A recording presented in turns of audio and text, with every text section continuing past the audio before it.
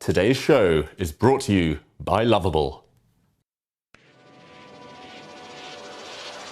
Here we go.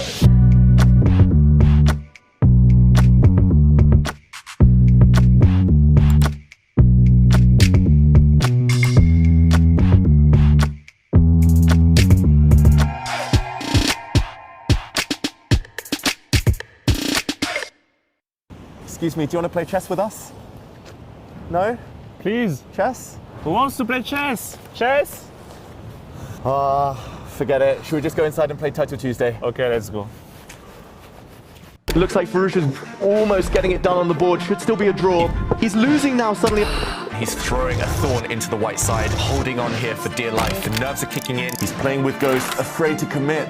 Did he lose on time? The clock is his worst enemy right now. Oh, look at this. He's trapped his own king in the corner. The black rook is hit as well. Whoa, is this a blunder? Checkmate is coming.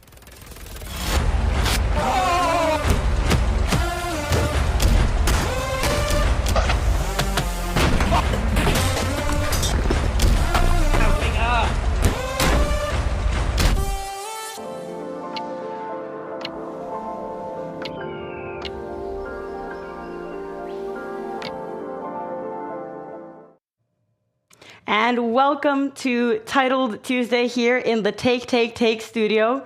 It is the 11th day of the 11th month. It's game week 11.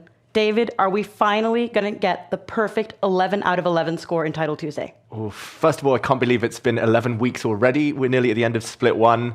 Chess players do believe in signs, right? We believe in patterns. I think it's going to happen. Magnus is going to be inspired. Hikaru is going to be inspired. Bring it on. 11 out of 11. Let's go. But even more important than getting 11 out of 11 is collecting points, because the Title Tuesday, it's all about collecting points for the Champions Chess Tour total leaderboard, which can take you all the way to the EWC, the Esports World Cup, which Magnus won this summer. And that was a really spectacular tournament. It really was one of the highlights of the year so far. Magnus ended up winning it for his team there, Team Liquid. We'll talk more about that later, but definitely one of the highlights of the calendar for next year too, as the players have already shown how much they want to qualify. I can't wait for edition 2 of the EWC.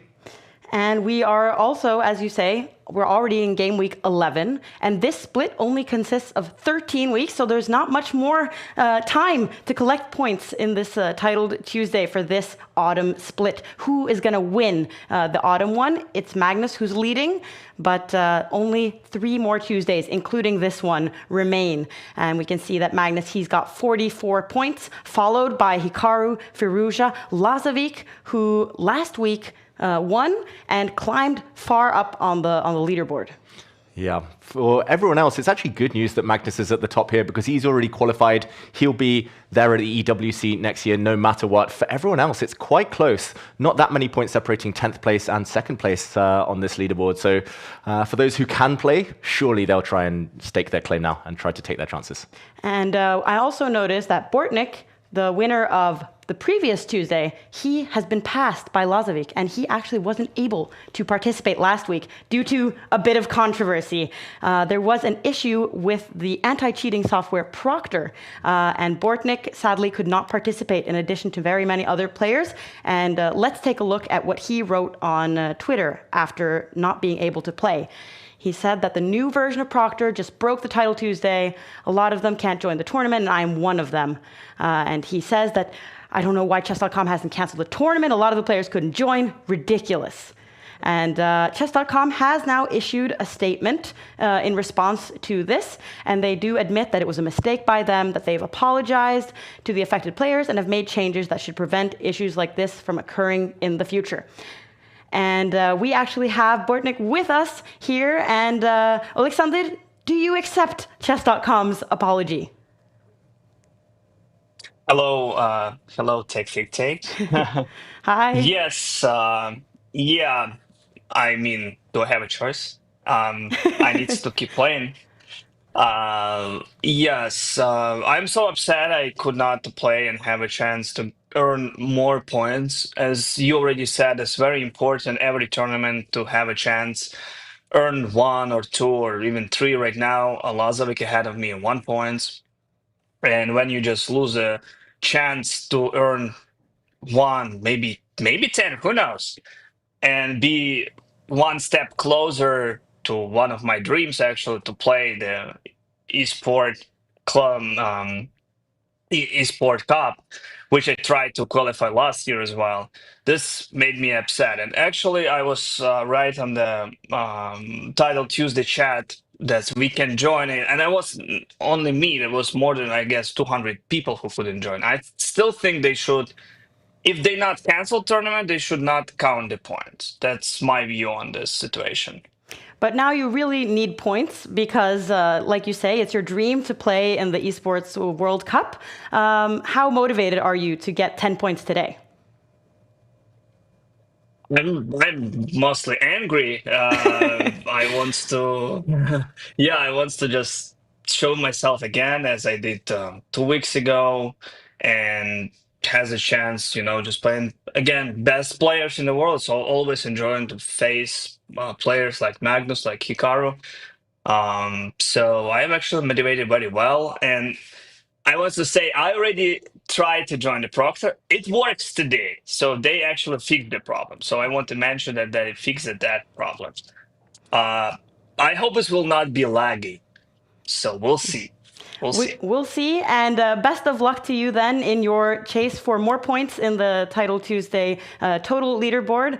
Good luck to you. And let's take a look, David, at which players have already signed up. He's saying that there's no issues with Proctor today. He's ready, and already 136 people.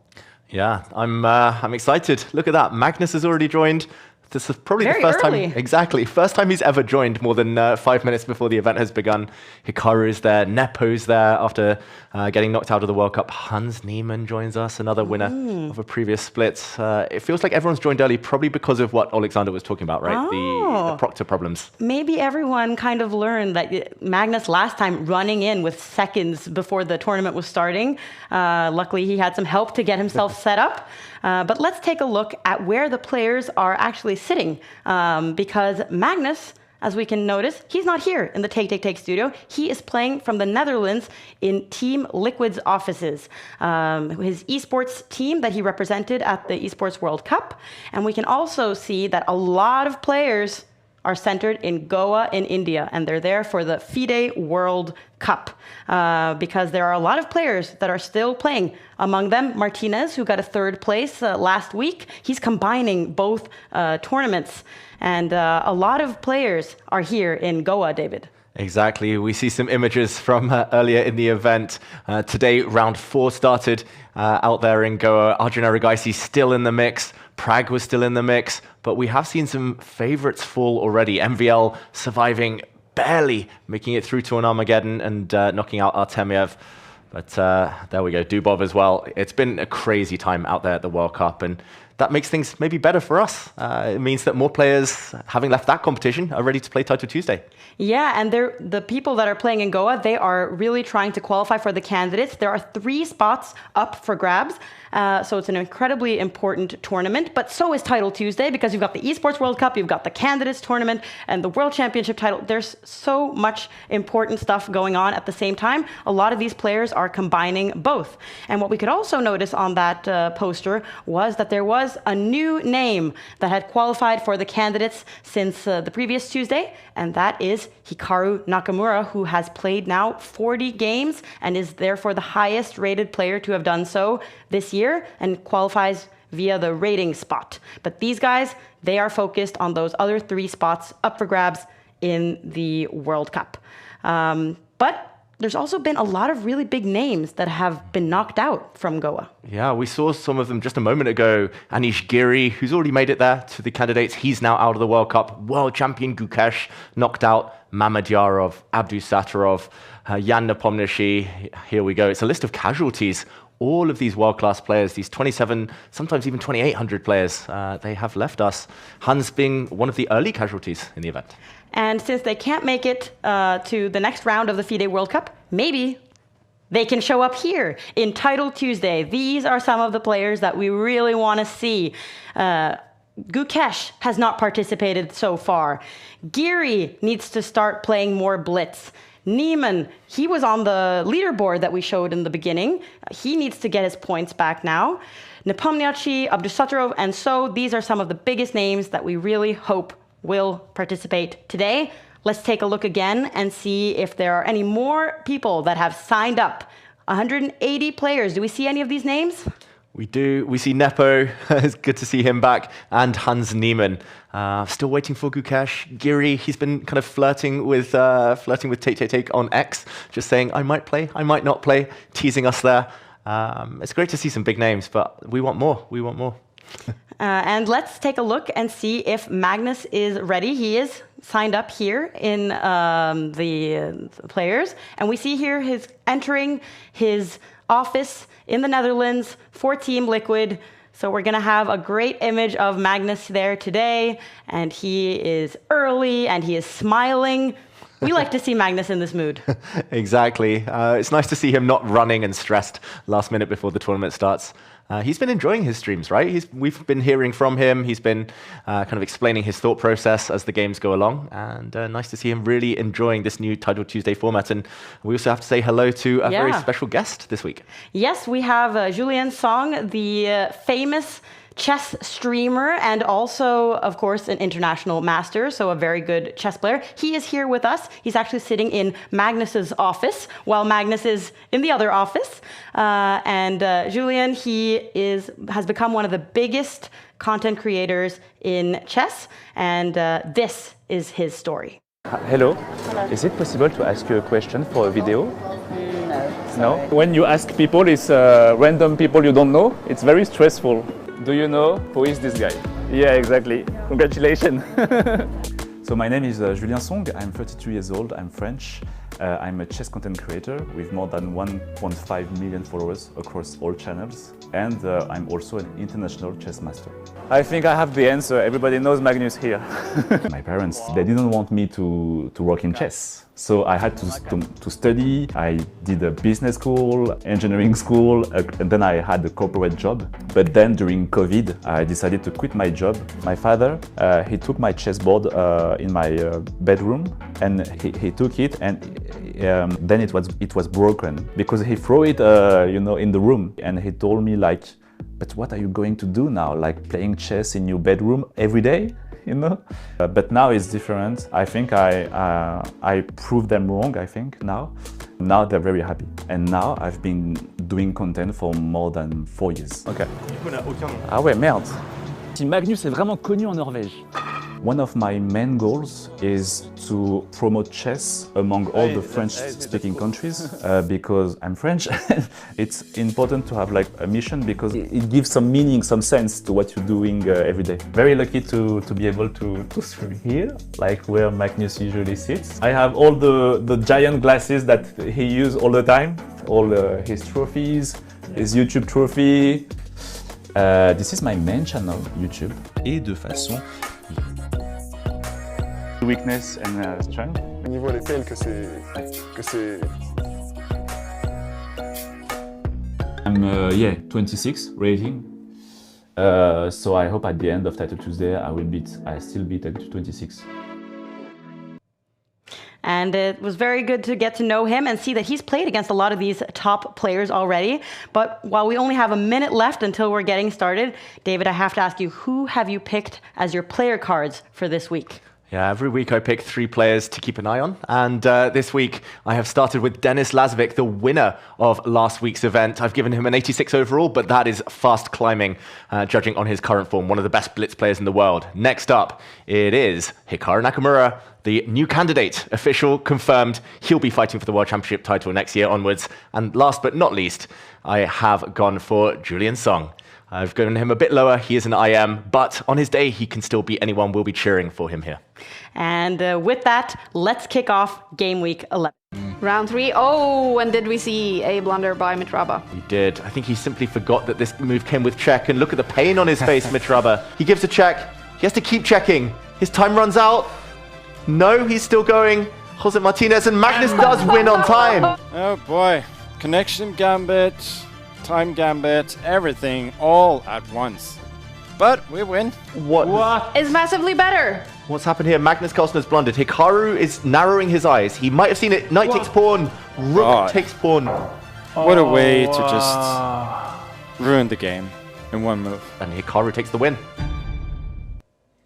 We're getting ready for 11 rounds of 5 minutes per player, no extra time, which leads to a lot of like dramatic final seconds.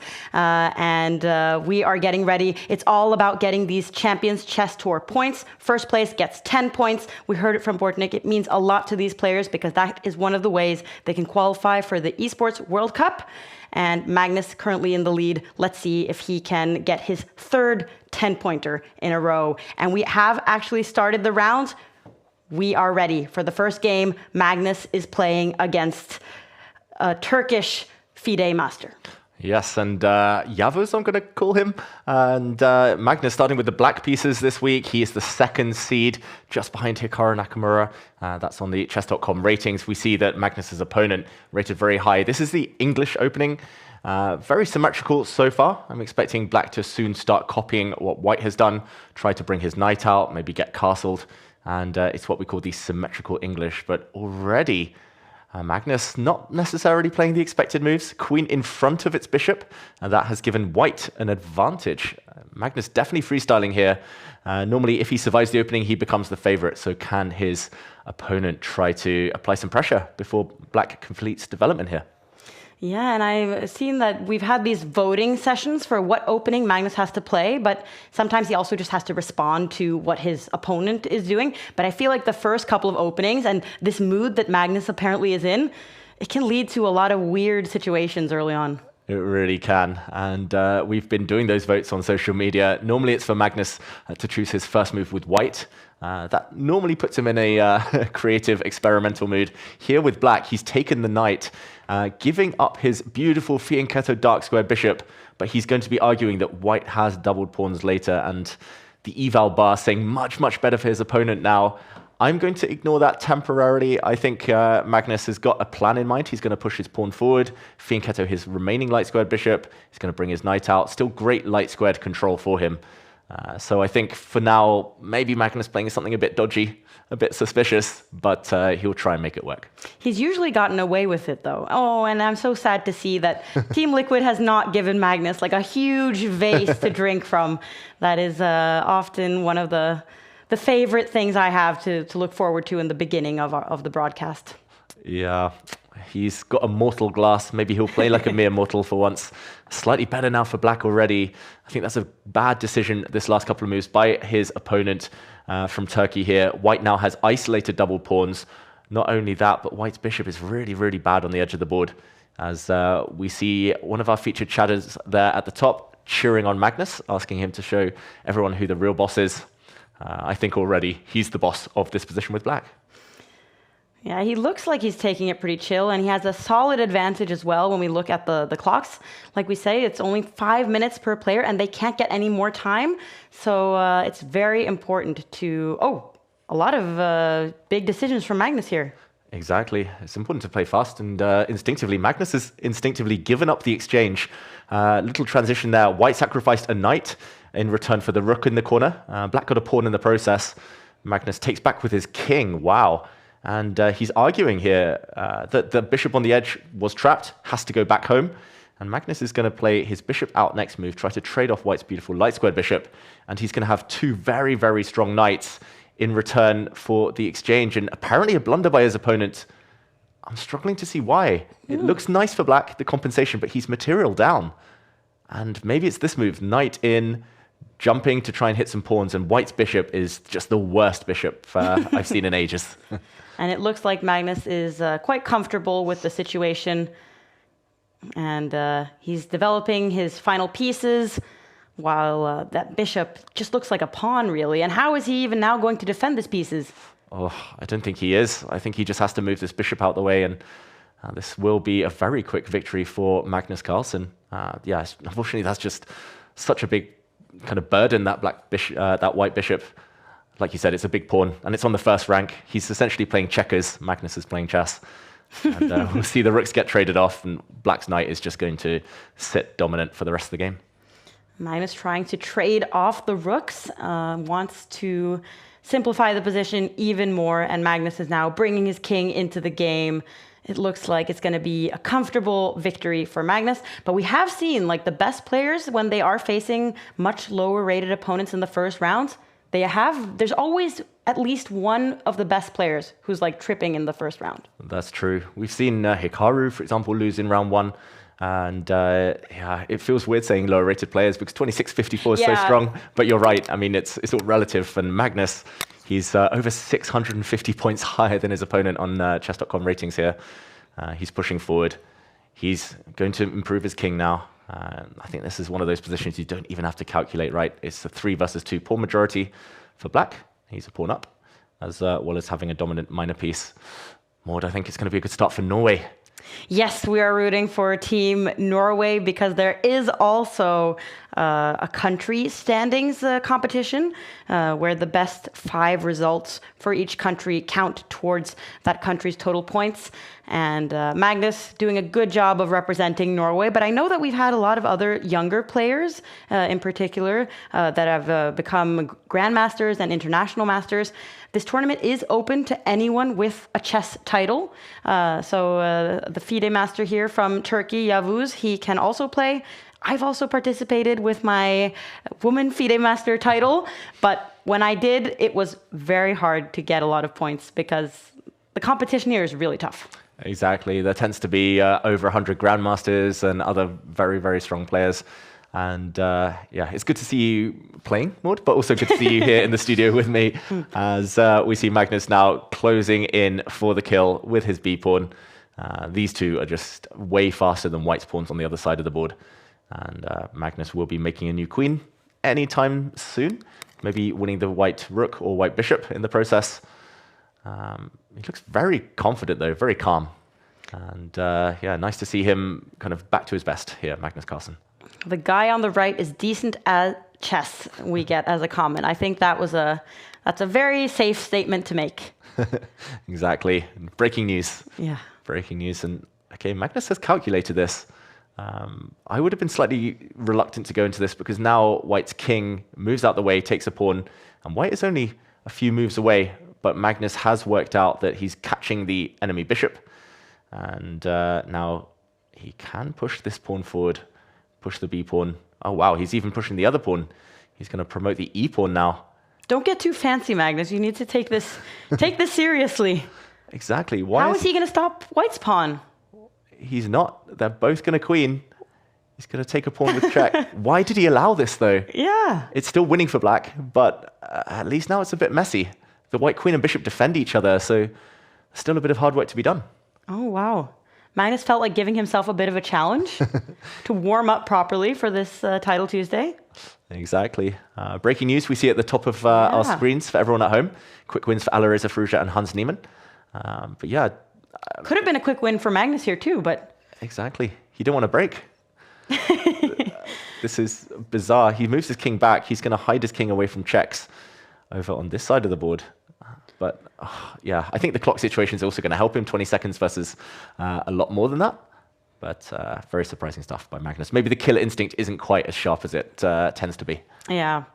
17 seconds now left for the Turkish FIDE master. And Magnus also now making threats to both the king and the bishop. He should win this game, but it was a bit longer than it may have needed to be.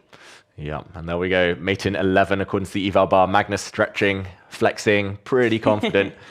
His opponent plays for a stalemate trick. If Magnus had pre-moved with his pawn, this would be stalemate, but instead it's checkmate. Magnus takes the win. And we even see now that Yavuz had 8.3 seconds. We now have the milliseconds, which is very useful when we're watching chess with so little time in the end. So that's going to be very interesting to look out for in the rest of the broadcast. We see that Lazovic is still playing, but looks like he is winning. Do we have any upsets? Ooh, Nepo has gotten a draw. Oof. Okay. That's a disappointment, no matter who that player was. Yeah. What's happened to Nepo recently? Disappointing World Cup. Yeah, he's a momentum player. He'll probably pick up some wins now on the bounce. He'll get easier opposition than the others will, but very surprising. Still a couple of games going, though. Denis Lazovic looks like he should win, and Andrei can too. Yeah, other than that, no real big shocks. And here we see the closing stages of Denis Lazovic's game. Oh, but there isn't that much time left. Yeah, not for Ying either. And that's check's going to end the game. That's going to be checkmate next move now. And Denis Lazovic does get there in the end against Fernando Torres there on the picture.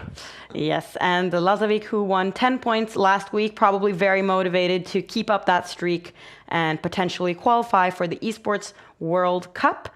But very nice for him to get that win. And we see that Andrejkin probably winning. He's also won a lot of Title Tuesdays through the years. We can notice that. How is our friend in the other room doing, Julian? We can't see it here on this screen, but let's hope that he has been able to win his game as well. Unfortunately, Julian Song didn't win. He lost on time in a very complicated position. He was playing Alexenko, a former candidate. So difficult start for Julian Song. Yeah, I can totally relate to like the first round. If you are kind of on the bottom half of the players, you get someone really tough in the first round.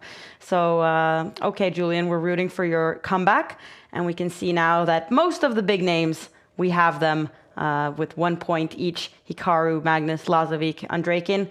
And we already have the pairings for round 2.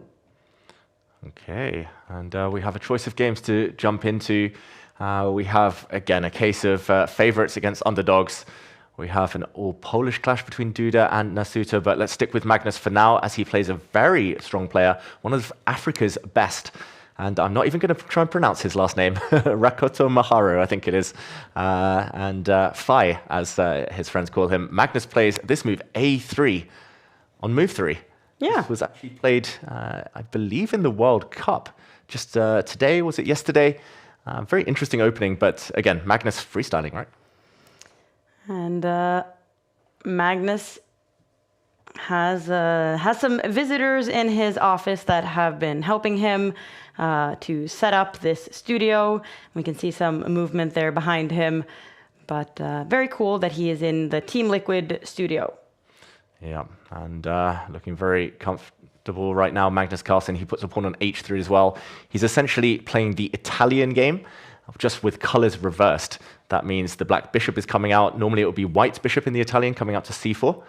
And he's playing in a way that's become very popular with the black pieces. Just he's doing it with white and now pushing his pawn forward 1 square.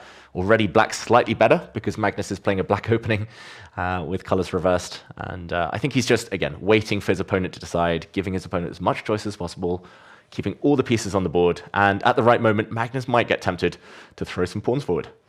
And Rakoto Maharu, was that how you pronounced it, David? He has participated only 1 time before in Title Tuesday for this split. So it's pretty interesting that he now gets to play against Magnus. I mean, that is one of my main motivations for playing Title Tuesday was I hope I can play against one of the top players that I never get to play against regularly. So it must be very cool for him to get this opportunity now. Yeah, very, very cool. And it's going to be a great experience for him, still young. He's played in some big events. He's played in Grand Swisses, World Cups, Magnus's opponent. But this is one of the biggest games, surely, of his young career so far. We see the black pawn has advanced forward to d5, then d4, blocking things up in the center. Magnus, meanwhile, motoring his knight over towards the right side of the board where there are threats in the air. Maybe the knight coming forward to pin the black knight. Magnus forced to drop back his bishop. I'm going to say the blocked structure here helps both of them. It helps Magnus's opponent keep the game going as long as possible. Maybe we'll see a time scramble later, but it also helps Magnus just go into maneuvering mode as the clocks are level for now, and Magnus is offering a trade of knights. Do you think that Rakoto Maharu's best chance is that this goes to like some kind of time scramble? Yeah, I have a feeling. It's hard to outmaneuver Magnus in these block positions. He's the king of kind of knowing where to put his pieces, even if he's playing moves that the eval bar hates. Yeah, this is good. Oof. Yeah, maybe it was not this exchange that Black should have gone for. Maybe keeping the knights on the board, since White is a bit cramped, would have been the best strategy instead. Knights and bishops leaving, and White is going to push his pawn forward and cement this White knight on a beautiful, beautiful square. Engines tend to prefer these structures for Black, just since Black has more space in the center. That's why it says slightly better. But we're far from realizing any big advantage for either side. I'm impressed, though, by the clock handling by Magnus's opponent. He's looking very calm. He's done nothing wrong so far. He's doing a good job, and he even has a slightly better position according to the bar. And he's from Madagascar, so I guess the time difference isn't too big. Magnus in the Netherlands. That's also one of my favorite things about Title Tuesday, kind of bringing people from all over the globe together to play one tournament every single week. Like 100 years ago, these two would never have the opportunity to play chess against each other regularly. And now they get to face off. Exactly. And talking of face-off, there is a face-off between the black pawn and the white knight. That is a free piece that Magnus has just offered. But take this pawn at your peril. I think Rakoto Maharu here is reluctant to open up some lines towards the king. And there we go. He didn't. He pushed a pawn on the other side of the board, and Magnus does retreat. I think that was a good decision. Otherwise, the g-file would have been open, and black's king would have been very, very vulnerable. So short-term piece sacrifice there from Magnus. Now the black rook is coming over.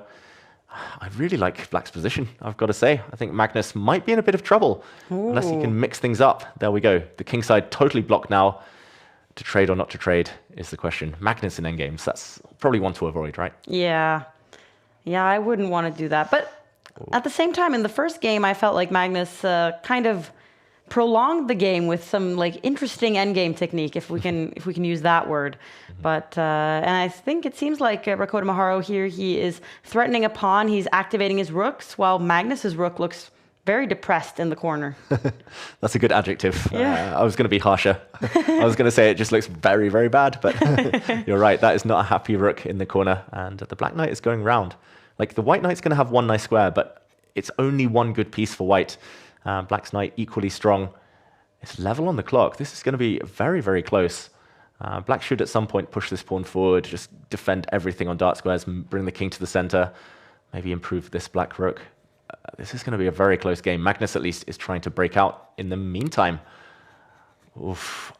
What are your predictions here for the rest of this encounter? I think Magnus in the endgame will be able to outmaneuver him eventually, but the longer they both spend on thinking and the less time they have left on their clocks, when they don't get any extra seconds or any increment, I think it could get very dramatic in the final seconds. And also because the board is so locked, so the game is going to be long. And look at Magnus's expression. I don't think he's very happy about what's going on. Definitely not. And he pushes a pawn forward. That is a bit risky. If the black knight just moves out of the way now, I'm not sure about en passant. There we go. He does move it. The black rook has access points to hit some backward pawns. Oof, Magnus, he's not happy about this at all. And people cheering for a rook sacrifice. You see it in the chat. It is all about the rook, but probably not sacking itself anytime soon. I love how Rakoto Maharu's camera is just bouncing up and down. That's because he's shaking his leg, right? He's that nervous. Yeah. He's playing the world number one. It kind of looks like he's playing classical chess in some way, because he's like sitting there thinking with his head in his hand. And he's, he must be very happy with the game so far. Exactly. He's played really, really well. He's not done anything significant wrong. Maybe he was a bit better earlier, but okay, that has disappeared. Now we see a bishop for knight trade. That's a very good knight for white, a very bad bishop for black. That's my big fear. But black does have the plan of marching the king forward and trying to win white's pawns that are stuck on dark squares. Or I think your prediction is going to come true. I think it's going to be a bit of a scramble, and Magnus, he's got to hope that his knight can jump later, because it's a bit stuck for now. And I can tell, like, by his expression that Magnus is kind of like, ooh, this game has required a lot more thought than I was thinking. Could be a rook trade now, but Rakoto Maharu, he is avoiding that, keeping the rooks on the board. Doesn't want to just be left with his bad bishop against that knight. Or maybe that bishop isn't so bad anymore. Yeah, they do say like even the worst bishop is a pretty decent defender. So yeah, it's tough, right? Like the bishop can never really move; it has to defend its pawn. But at least it does control some squares. Magnus's plan is at some point to push the a pawn, but then his rook will be kind of trapped in front of it. I think Rakoto Maharu should just do nothing. Oh, he offers a rook trade. Now suddenly white is much better. He allowed the white rook behind. Oh, and now Magnus can go win a pawn. Yeah, he should have just kept the black rook on the back rank, waited, and done nothing, and probably it was just going to be a draw. Now we see a trade of pawns, but Magnus is going round the back, and it's the white H pawn that's probably going to decide this game. Oh. Oof. And we also see from our little news ticker at the top that Niemann and Bortnik have had some quick wins in round two. Two of the main competitors in the Champions Chess Tour points table. They were both doing quite well there. They were both in the top 10. So that's good news for those two. Yeah, they've both won tournaments in the autumn split, and both will be difficult opponents for whoever lies in store. Oh, this is so scary for Magnus Carlsen. The d-pawn is marching down, but the white king will drop back and block that pawn's advance. Magnus needs his rook to come around. He takes a pawn with check. He's so brave, Magnus Carlsen, in these endgames, especially with his king. And he knows that the knight is going to stop the pawn, maybe even give itself up for the black pawn, while he marches forward, winning now for white. But only 33 seconds left. I would be more nervous. I feel like Magnus is not in the right nervous mode that you should be when you have so little time left. Yeah, he's a bit slower than normal. You're right, Magnus Carlsen. The white king drops back. The black rook maybe now should come down to the bottom of the board. There we go. Knight takes pawn forced. Black pins and wins the white knight, but can he stop the h-pawn? He goes maybe the wrong way with the black king there. He's going to take a knight, but his rook cannot get behind. Magnus now is just threatening to move his own rook out the way and make a new queen. He can do it by force here with a check. A new queen is born, and the time scramble begins. And Magnus is talking a lot while he's in the time scramble. Should we hear what he says? Let's do it. Ah, je suis très content. Ah, les amis, on a gagné, c'est incroyable. Oh là là. I think we heard a little bit of Julian's song there as well, but he said incroyable. So I guess, oh my goodness, this is, but Magnus is already drinking water while he has 12 seconds left. That's how confident he was at the end there. Exactly. He did win it on the board. Just as he was about to win on the clock to Magnus Carlsen, he managed to swap off down to a winning king and pawn endgame. But look at his opponent, shake of the head. He knew he was so close, but not close enough. And there was only seconds left on the clock, but Magnus was really keeping his chill. So it seems like he is in a good mood, and he feels like he had control in that situation. And we can see that Lazovic already also has lost half a point, the winner of last week. And several of the top players have actually then kind of messed up their journey towards the perfect 11 out of 11. Yeah, that's what we're all hoping for, right? Andrew Tang losing a bit further down, a couple of draws by top players as well. As we see round 3 beginning, I am wondering where to go next.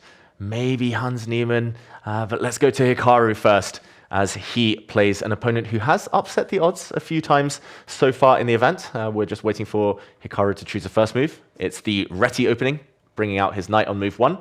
And how will he develop next? He pushes a pawn forward to e3. Hikaru is in the candidates, but the tournament he played recently to qualify to make his last kind of classical appearances, he was a bit shaky. He wasn't at his best, so we'll see if he can rediscover his top form today. And I can also see that Novozilov, who is a FIDE master, he participated last week and actually got 7 points. So he hasn't participated before that, but his debut in the Title Tuesday after they changed the format was very good for his level. So Hikaru actually getting quite a difficult opponent here. You don't want to play like a young person who's really good at internet chess. That's he's only 15 years old and has a FIDE rating of 2,446. So this is a good player. Very good player. Nearly 3,000 on chess.com. That is, yeah, that's a level that I struggle to keep these days. It's very strong, it's very quick, and that means that he's a blitz specialist in some regards. Hikaru has traded off the first set of pawns, and we'll see how black recaptures. Just to note that Julian Song won in round 2. So for French fans, or French language fans, yeah, that's very, very good news. And we'll follow his progress a bit later. I don't know about black's last move. The black bishop almost trapped now, probably getting kicked back. And Hikaru is going to strike at the black center. Looks like he's more busy chatting, though, than focusing on this opening. Yeah, Hikaru has always had this, like, he's always has this stream of consciousness while he's playing the games. And it's also always interesting to see him like click around on the board and make arrows and illustrate all of his points. And I'm wondering sometimes if that kind of helps him to perform better in internet chess than in the real world, where he can't sit there and like say, oh, but then he's threatening this and this. Like, I think that he in some way becomes better by talking to himself, which you can't do in classical. Yeah, I mean, I guess you can do, just you have to be very, very quiet. You just have to whisper to yourself under your breath. But yeah, I do genuinely think it's helped him just take the pressure off the fact he has a second career now. He doesn't have to win just to earn a living anymore. He's talked about how that has helped his career, Hikaru. He's trading off pawns and pieces in the meantime. He's trying to head towards a position where black is left with a horrible isolated pawn that's easily blockaded. Probably the dark squared bishops. There we go. Before I could draw the arrow, the dark squared bishops are off. A white knight now posted up in front of that isolated pawn. Beautiful outpost, can never ever be challenged. And we talked about bad bishops earlier. Black's bishop ain't great. So small advantage for Hikaru now. And it seems like he is concentrating on beating this very good Russian 15-year-old who's done very well in the previous edition of the Title Tuesday tournament. And Hikaru, now that he has secured the candidate spot, he can kind of chill out a bit. But for him, he still needs to get these Title Tuesday points. And he's only won one tournament out of the 10 that have been so far. I think he would be disappointed by that if he was told that in advance. Exactly. Before the format shakeup and Title Tuesday, he was winning 1 in every 3 tournaments, it felt like. Wow. And yeah, it just felt that he needed a few weeks to adjust. He wasn't at his best for the first few weeks of the autumn split. But here we go. He's brought his queen back. He's basically offering to repeat the position after the black knight came back to the center, but his opponent says no. And here we see a bishop trade potentially. I'm surprised that black bishop was so bad. But Hikaru wants to get his queen active. He wants to get his queen into the black camp. Yeah, and the rooks could be traded. There's a lot of trades that could be made right now. Professor Hikaru does like his endgames these days. He's kind of modeled his style on Magnus in a way. He likes to get these grindy positions, and the black knight posting up. I don't think that's good news for Hikaru. Like, queen takes pawn now will be met by the black rook sliding across, and black's rook will get a newly opened line. Win the pawn back immediately, which maybe Hikaru missed, so he just pushes a pawn near his own king. Ooh, watch out. There are tactics in the near future. Can't play this knight takes pawn yet because there is a pin. The white queen is so offside that maybe we'll see some tactics towards the white king a bit later. I always get nervous when I kind of allow the position to be that level of tactical for a longer period of time, because you always have to be considering all of these moves. And here we can see now that the 15-year-old has moved his king out of the direction of the rook, maybe he is threatening to make that move now. Yeah. There are definitely tactics in the air. Hikaru, I'm not sure what that symbol was. He's probably saying there are tactics, in inverted commas, there in the air, but he does need to speed up. We're used to seeing Magnus ahead on the clock, Hikaru ahead on the clock. Today, they both look a bit slower than normal. He moves his rook across, ruling out any tactics. The white rook now defends its knight, so there are no ideas of sacrificing in the center. Probably black now should be bringing his rook up just to defend this pawn and activating the other rook. But no, Novozilov tries to harass the white rook now. He's trying to repeat the position. He's trying to say, wherever you go, I'm going to hit you with my knight, and we're going to force a draw. But the white knight is the one that drops back, gaining a tempo against the black queen, and the white rook will try and use the new outpost in the center. There we go. Slightly better for Hikaru for the first time since the opening. And look at this expression. Is he kind of like... Why does he seem disappointed in himself if this is the first time he's actually gotten a good position? Yeah, Hikaru has so many faces, right? It's hard to know exactly what he's thinking. Often it's like, how am I only slightly better? Why am I not winning on the spot? Or maybe it's, oh, why did I play so badly for the last 5 moves? Suddenly I have to turn on the style now. Hikaru does suddenly have a 45-second advantage. And growing. How much would you trade a pawn for? How many seconds? Oof. In this situation? 45 seconds. Okay. It's that big of an advantage. Exactly. Wow. I think they used to say that one pawn is worth 1 minute, and that's, I think, over the board chess. Online, you can make more moves. Yeah. I'll say 45, and now, I mean, you predicted it, Maud. That pawn's just dropping off soon. Oh, he takes another one, Hikaru, but Hikaru's opponent. But what about this? What about this move? Hitting the Black Knight. Ooh, that looks scary. Oh, tactics in the air. Magnus has won his game. The pressure is on Hikaru if you want to keep up with Magnus. Okay, he didn't go for that check yet. There were ways for Black to stay alive. He takes the pawn back, level material, and weird configuration of rooks. White's rooks centralized, Black's rooks more passive, but also controlling squares. Can he keep the momentum going? Is he going to bring his knight forward? That would be the most obvious move in the position. Trying to go on the front foot, try to attack. The white queen needs to get to a better square. He pushes a pawn forward and loses some of the advantage. Black's creating an outside pass pawn now. This one is heating up. This one is getting very, very double-edged now, but the black queen is short of squares. Where's she going to go? So yeah, I forget what I was saying before we started, but that's why everybody's streaming it now, is because they're trying, basically they're, like chess.com and everything. Well, Hikaru is not even focused on the game. He's talking about the fact that people are streaming the games because there is also a prize for the streamer who performs the best in Title Tuesday. So a lot of people are trying out streaming for the first time. But Hikaru, shouldn't you focus on the game right now? Oh, he should have focused earlier maybe, because he did let his advantage slip, but he's winning again suddenly, Hikaru Nakamura, and it's all to do with a skewer along this line. But nope, he's dropped the advantage back.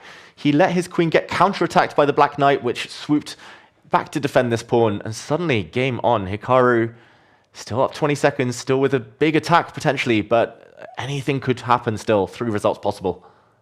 Oh my goodness. And it is quite even on the clocks considering the situation we had earlier.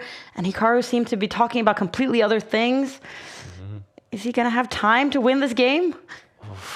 Suddenly black's better. Oh, the white king. Suddenly there's a checkmate threat on the long diagonal to swoop in with the black queen or to come behind with the black rook. How's he going to block? He offers a queen trade. That might have been necessary, but the black A pawn is going to be dangerous in this endgame if the queens do come off.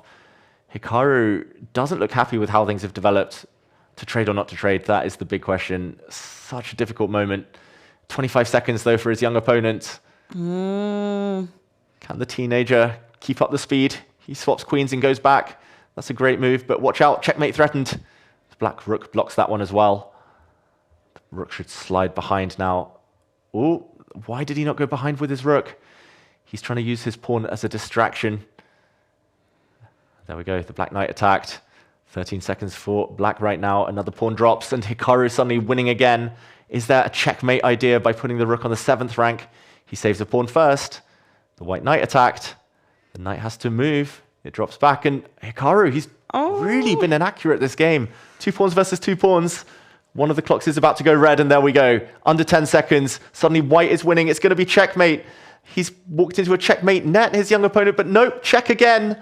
Oh, is there going to be some kind of perpetual check here? Wow, Hikaru sees his opponent give up a rook and there we go. Hikaru wins by resignation, but it was mostly the clock that decided it. Wow, that was not a clear-cut game at all, but Hikaru does manage to get his 3rd point. So he is in the lead together with Magnus and lots of other players that we can see here on the side. We also see that Anna Kremling has won her first game of the day, which is very good. And also, it's nice to win one of the first 3 or 4 rounds, because what I noticed in my participation here was that I lost a game, and then I lost another one, and I lost another one. Then I got a free point because there's an odd number of players, and a lot of the worse players, they start dropping off during the tournament. So actually it just gets harder and harder. And I'm happy for Anna that she got a point early on in the tournament. And we see now that there are going to be some big names up against each other. We see Firouzja is also playing today. I don't think we've addressed that yet. So that's also fun that he is also playing here. And we will be following his game, the game of 2 French players. Well, at least Firouzja is representing France, and Bacro. So that will be interesting to follow. Both of them here have 3 points each. Yeah, it's the French number 1 against the French number 3. As we saw Bacro eliminated in the World Cup quite early on, I believe in round 2. Firouzja didn't even play in the World Cup. He's so focused, so locked in on the EWC and this whole Champions Chess Tour circuit that we're talking about. It's the Catalan opening. We see Firouzja appear. It's a bit of a weird branch of the Catalan opening. Normally the black pawns don't go to a6 and h6, but Magnus has done it. It's become trendy. The black bishop also on a bit of an odd square where it can get hit, and Firouzja jumps in with his knight as he gives us a smile. Smile for the camera, Alireza. Yeah, and he seems to also be talking. A lot of these players are streaming their games. As Hikaru mentioned, we got that little soundbite of him saying that a lot of players are doing that because there is a prize for the best streamer in these Title Tuesday tournaments. And also, maybe it just helps them to kind of lower their shoulders a little bit and not take it too seriously, to kind of be talking themselves through it and see it more as like a good, what should we call it, a good training run.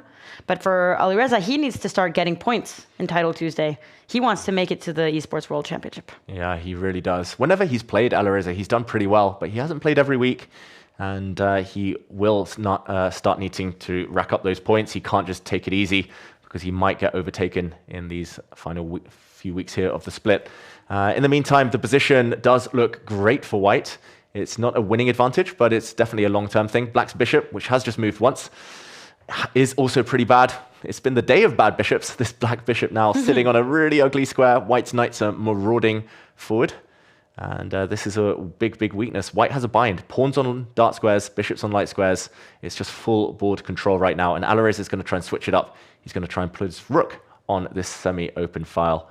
It looks like in the battle of France versus France, it's white who has the advantage. And Alireza, he did win in game week 6. He got a 2nd place in game week 4 and a 3rd place in game week 2. So when he does participate, he does really well and he's gotten a lot of points. But it's clear that he needs to step it up in these final weeks of the split and is prioritizing playing online in these Titled Tuesday tournaments. And here we also get an image of Bakro, who also has participated a couple of times, and his best result is 8 points, giving him 21st place, which is not enough to get any points for the leaderboard, but is a good result nonetheless.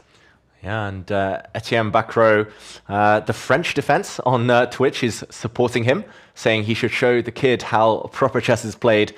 I guess Firouzja is the kid in this case, but Bakro was a child prodigy himself. Once upon a time, he was the world's youngest grandmaster when he became a GM at 14 years old. So very, very kind of storied player there. We see lots of pressure now on the G file. Bakro is trying to defend this passively here. He's going to move his rook across just to defend any checkmates. But White's position looks so good, and Bakro, ironic that he froze with this kind of camera image, head in hands, because his position is painful. And look at that, knight takes pawn. Ooh. I was going to say it, the queen couldn't have taken back because there was checkmate. So Firouzja now a pawn up with the attack. Oh, wow. Yeah, it looks like Alireza is very concentrated and very focused on figuring out how he's going to get his advantage converted into a win. 3 out of 3 points so far, and has won a lot of his games very quickly as well. So it's a guy with a lot of confidence right now.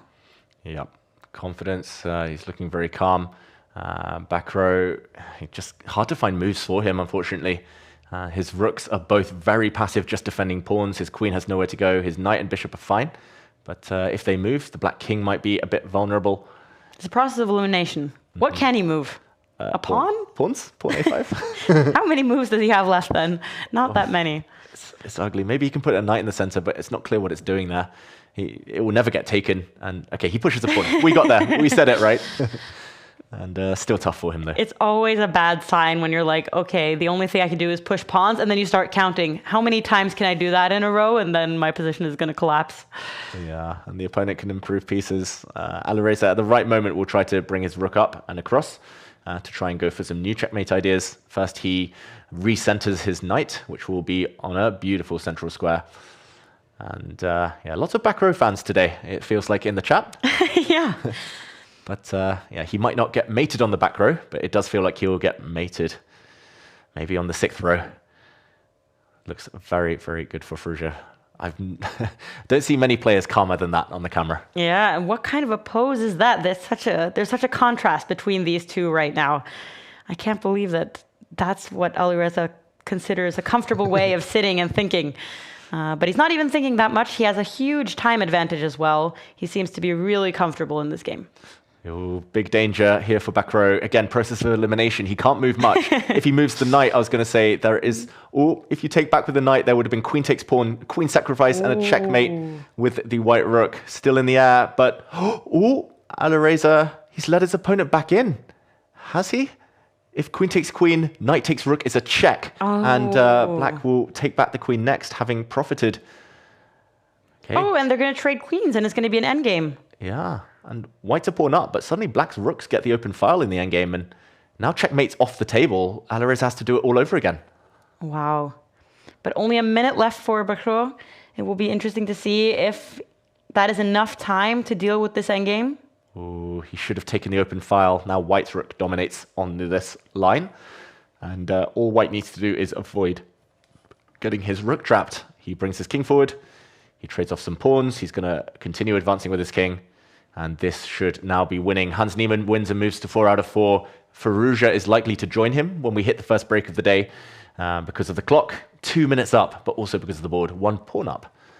And Maud, it's hard to see it come back now. Yeah, it looks like Alireza is finally going to manage to win this game and has a huge time advantage. I mean, Alireza, he's very good at bullet chess when you only have a minute left on your clock. And he has 2 extra minutes at this point in time. I can't remember seeing someone have that much of a lead at this point in the game. Yeah, that's going to compound the misery. Knight takes pawn. That's going to end the game. There's a knight fork in the air. And that also means the black knight will drop off. We might see a knight trade, but Alireza will be 2 pawns up, 2 minutes up. It's time to resign for back row. There we go. Firouzja takes the win. So he now has 4 points out of 4 possible ones. So he is doing very well. Let's see who else can catch up to Firouzja in the lead. We have Julien. Let's see how he's doing. He has a minute extra on the clock. It says he's massively better, but the position seems very chaotic. Okay. Yeah. What is your first reaction to this, David? I'm trying to count the pieces. Yeah, same.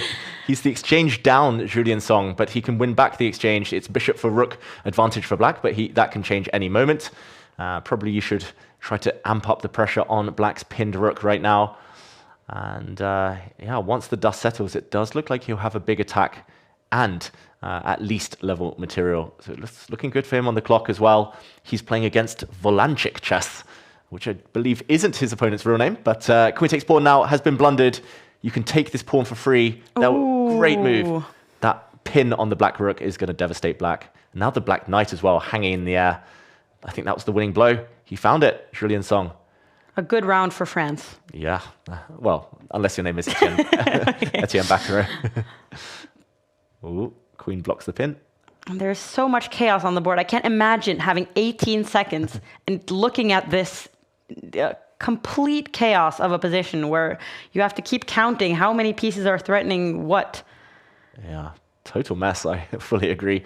A queen exchange, and now maybe the winning move is pushing this pawn forward to kick away this black knight from the defense of its other knight. There's still an e-file pin here, and there we go. The black knights can't hold on to each other. The black rook has to drop, and Julien is surely going to win on time. But even if he doesn't, this pawn has got a clear run through.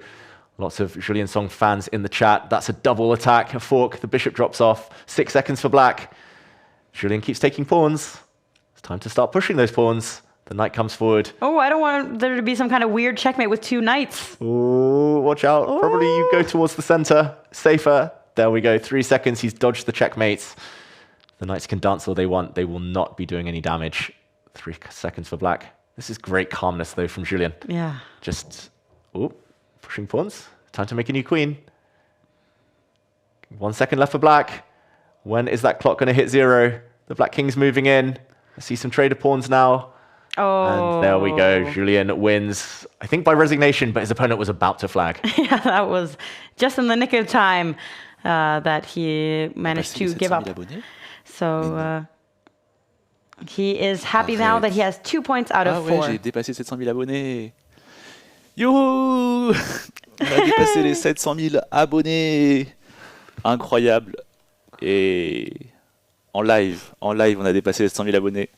700 000 abonnés sur YouTube, c'est incroyable. Did he c'est just pas say un that he milestone. passed a million subscribers live just now?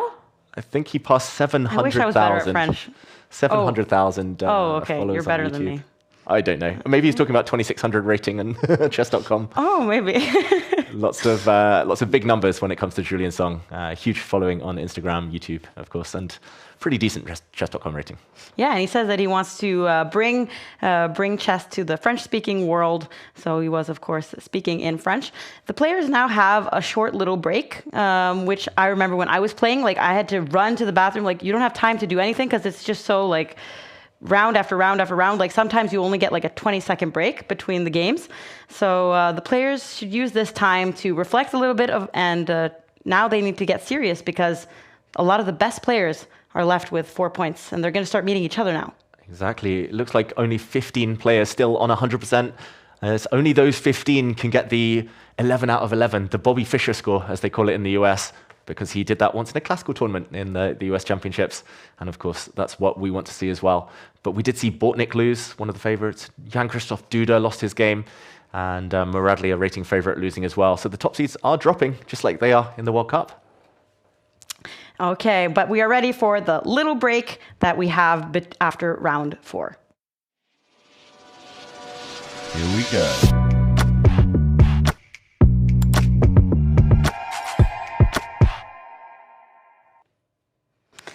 All right, and let's also take a look at some of the highlights, the action replay presented by our presenting partner, Lovable. And it was a game between Magnus Carlsen and one of Africa's strongest players, Rakoto Maharo. And we jump in at an equal position just as it starts to turn for Magnus, whose rook gets round the back and starts winning some pawns. The clocks were both dropping quite low here. Magnus was definitely looking nervous. He'd stopped talking at this point, fully focused on the chess itself. He starts giving some checks with his rook.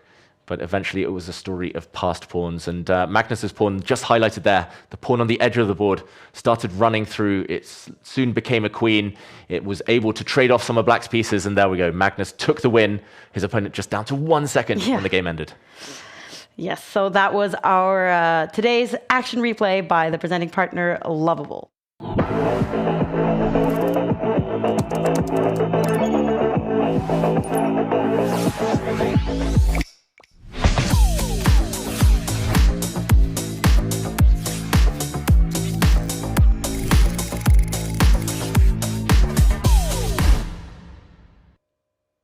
And we can take a look at how they are doing on the standings. We see Niemann, we see Magnus, we see Hikaru. The big names, they have 4 points each. Yeah, that's right. Alireza Firouzja, we saw him get the job done in the previous round as well. But other than those 4, we have some surprising names up there, some that I'm not so familiar with. Maybe we'll see some surprises. I don't think they'll meet each other yet, but maybe the fans out there all wanting to see Hikaru, Hans, and Magnus at some point face off. And let's not forget to look at the country standings. The USA, obviously, with Hikaru and with Niemann, both at 4 points. They're doing very well. Norway, 12th place. I'm rooting for Norway. So the others, besides Magnus, are not having the best day today. Are there any other countries that stand out to you here, David? Well, where's England? That's my big question. England are not on the top 20. Where are you? Countries. You have to represent your country. Aren't you one of the best players in England? I'm busy. You're busy.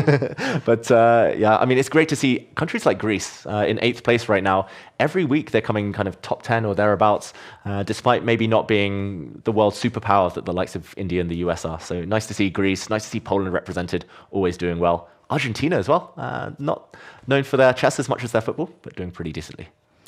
And it's, as we can see here, a lot of different countries are represented, but it's the top 5 that are contributing to the country scores. And here we can see some of the players all over the world. We see Hans Niemann. We see Julian, who's sitting next door to us here. We see the Team Liquid studio. And who do you think is the top left corner here? Oh, that's got to be a streamer, right? Like there's some awards in the background. Someone's just there checking out Magnus's chair. It's clear they're taking a break. Exactly. They're using the little break they have to get out of their chair. And Julian, he's still streaming, talking. What is he doing now? He's rolling the opening dice. Oh, rolling the dice. So he's going to decide what opening to play based on this dice roll. And it's a 20-sided dice, since there are 20 possible opening moves for white and with black. And depending on Magnus's mood, he likes to choose his openings according to what the chess gods tell him. I don't know if Julian's doing that. If he is, fair play. He needs,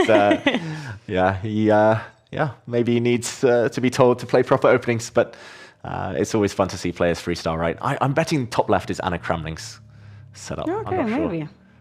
Best guesses in chat. It was Hikaru. Oh, boo. I was wrong. But that wasn't Hikaru's usual setup. No, it wasn't. We know his background. We know with the neon lights and the picture of himself and the pineapples and everything in his background. Exactly. So he's sitting somewhere else today. So that is interesting. But the players are getting ready for the 5th round, and now they're going to have to start playing against each other. It's usually round 5, round 6, when the big names have to start facing off. Because now there's only 15 players that have 4 points left. And we do get the new round, and we see that Magnus, he's playing against Golami. Hikaru playing as Durabaili, who is in the lead as well. So this is going to be a very intense round for many of the players. Yeah, very, very important. Once we hit the second break, that's when we can start talking about who's going to come first. But in the build-up to the second break, these next 4 rounds, it's about jockeying for position, trying to stay on 100%. And Hans Niemann, we start with him. For the first time we see him in action, it's the French defense. And it could become one of the craziest variations of the French defense if Hans has the courage to push his pawn forward. Often the white queen comes out to start attacking pawns as well, and it gets a bit wild. But no, his opponent pushes a pawn. The queen does come out anyway, big threat, and the bishop goes home. This is very old theory that was first seen, I believe, in the 1950s. And Hans Niemann starts pushing some pawns forward.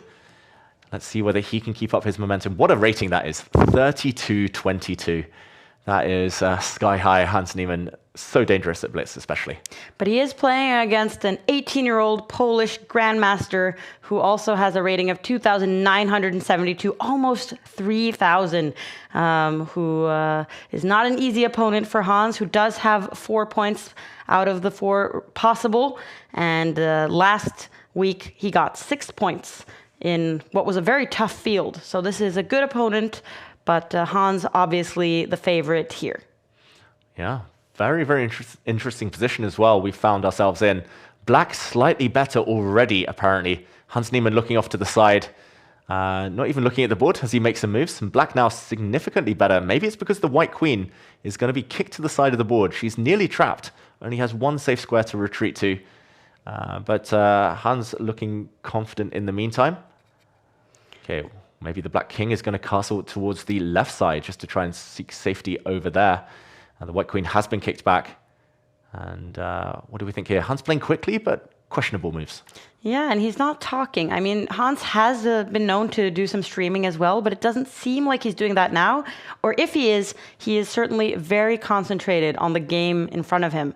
And finding good moves, making sure he doesn't lose his queen, taking this opponent seemingly very seriously. Yeah, and big moment there. White could have potentially pushed a pawn forward due to a pin to try and kick away the black knight. But that option wasn't used by Hans Niemann. He just wants to keep the tension. Black pushes a pawn.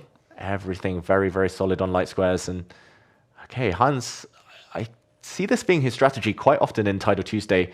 He just kind of waits, just as our feature chat says there at the top of our screens. Don't tilt the Tuesday. He just waits and waits and waits. Doesn't get tilted anymore. And he takes his chances when they come. And there we go. Black's king is castled very safely onto the other side of the board. With locked pawn structures, it tends to be a long, long game. So I wouldn't be shocked if this comes down to a big time scramble come the end of it. And Hans has so far been using his time very wisely. He's had a lot of quick moves and is now advancing on the queen side where the king of his Polish opponent is located. It's like a war on both sides of the board. Who is going to be the first to attack? Exactly. Who would you pick here? White or black? Which attack is more dangerous? Oh, I always feel that the attack that is most dangerous is the one that is against me. So I would just, no matter who I was, I would be a little bit worried in this situation because an attack is incoming, no matter who you are. So if you're white, you think black has the advantage. If you're black, you think white is Yeah, better. basically. That is my negative way of viewing my games. I know the feeling. I think all chess players were always kind of worried that the game ends in some sudden mate and it will go down in the history books. Your opponent will be telling their friends about it. I think Malik is kind of, he seems to be retreating and defending his king and having a focus on that. So maybe he's thinking the same way as me, that like, oh, this looks scary. I have to put all my pieces in defense. But now Hans actually locks the left side of the board. Wow, that is very interesting from Hans Niemann. He's essentially arguing that this has given him one beautiful square that the white knights will have access to. Black gets a square as well, but black's knights can never land on this outpost here on the c4 square we're highlighting. Nothing can ever get there. There's no route forward. So although it is blocked, Hans Niemann is the only one who can ever open up that lock structure with his pawns a bit later. Maud, I think we're going to soon see, okay, maybe not after this move, but later see a king march over to the other side of the board, where the king is safer before blowing open the right flank. This is very interesting now. It's always fun when there are many king moves in a row, and Niemann can also find perhaps more safety on the other side of the board where the pawns are more locked. But the bar is saying that he's much better after this recent move by the Polish grandmaster, the 18-year-old, who is aggressively trying to open the left side of the board. Wow. Sacrificing a pawn? Yeah, maybe he's miscalculated here. Maybe he thought after a trade of knights that the black rooks could go hunting for that pawn. But as soon as the black bishop ever moves, there's going to be a nasty, nasty check. Oh. So that's going to be a fork. It's going to hit the black king, hit the black queen. You cannot get greedy really ever and win that pawn back. We are being told that Hikaru is in big trouble against Durabaili, the strong Azerbaijani grandmaster. But for now, it does look like it's good news for at least one American, Hans Niemann, with a big, big advantage as he brings his rook to stare down at this backward pawn that can never, ever move. There we go, a check, kicking the black king into the corner. Oh, look at the rook and the knight in perfect positions now. And it looks like Niemann is just like squishing Malik, and he almost doesn't have any pieces that can move forwards. Yeah, today's just been a tale of block structures, one side getting very, very kind of cramped, and the other side just trying to build up for the breakthrough. Look how the piece is flooding forward now for Hans Niemann. And Sarana, who also had 4 points before this round, has lost his first game against an international master, so a small upset there. Sarana, who has also won a title Tuesday in this season and won many times before the format was changed, so he's probably quite disappointed that he has lost this fifth round. Yeah, tough times for Alexei Sarana, and losing with white today in the World Cup. That's going to be heartbreaking to Jose Martinez. He's got to win on demand tomorrow. He was probably hoping for a confidence boost in this tournament. Yeah. But not so far. As Hans Niemann just going round in circles, he's trying to eat time off his opponent's clock. This is very good advice for everyone at home. If it is a block pawn structure, don't rush. Just play quick moves, keep improving your pieces. Eventually, your threats will tell, and your opponent might be losing time on the clock. And there we go. Desperation from Jan Malek. He gives up a pawn. That can be taken in a couple of different ways. Probably it should be this pawn taking, but now black's trying to seek some counterplay on the other side. Hans switches his attention. Very, very two-sided black's problems here. On the king side, queen side, everything. And white's bishop is coming in. White's now a pawn to the good. And the clock as well, playing such a big role in all of the games we see today. Yeah, and it's really the players who have mastered this 5 minutes, no extra time per move, no increment as we call it. Those players get paid off really well because they know how important the clock is. And once you're down to 24 seconds, you're never getting that time back. And so Hans, he knows that every second is valuable. He needs to keep his tempo high. Even when he has 2 minutes left, he is pressuring his opponent on the clock. Yeah, his opponent's defended very well here, Malek. Like, he's going to put his knight in front of one passed pawn. We see him appear finally. And it's just Hans Niemann's other pawns that are going to do the damage. The H and the G pawns pushing forward. And there we go. It is a blunder. Eventually, a knight sacrifice by Malek. That might just be resignation. Down a bishop now, with white's pawn still marching. That pawn will cost black his rook. Hans, he hasn't needed to step out of second gear here, but now he is upping the tempo. And he's going to win in just a minute or so. There we go. The clock running out to 0. Malek runs out of time. Hans Niemann takes the win. A loss for Forever Young, as he is called on chess.com. Good name for Malik, but sadly not the best result.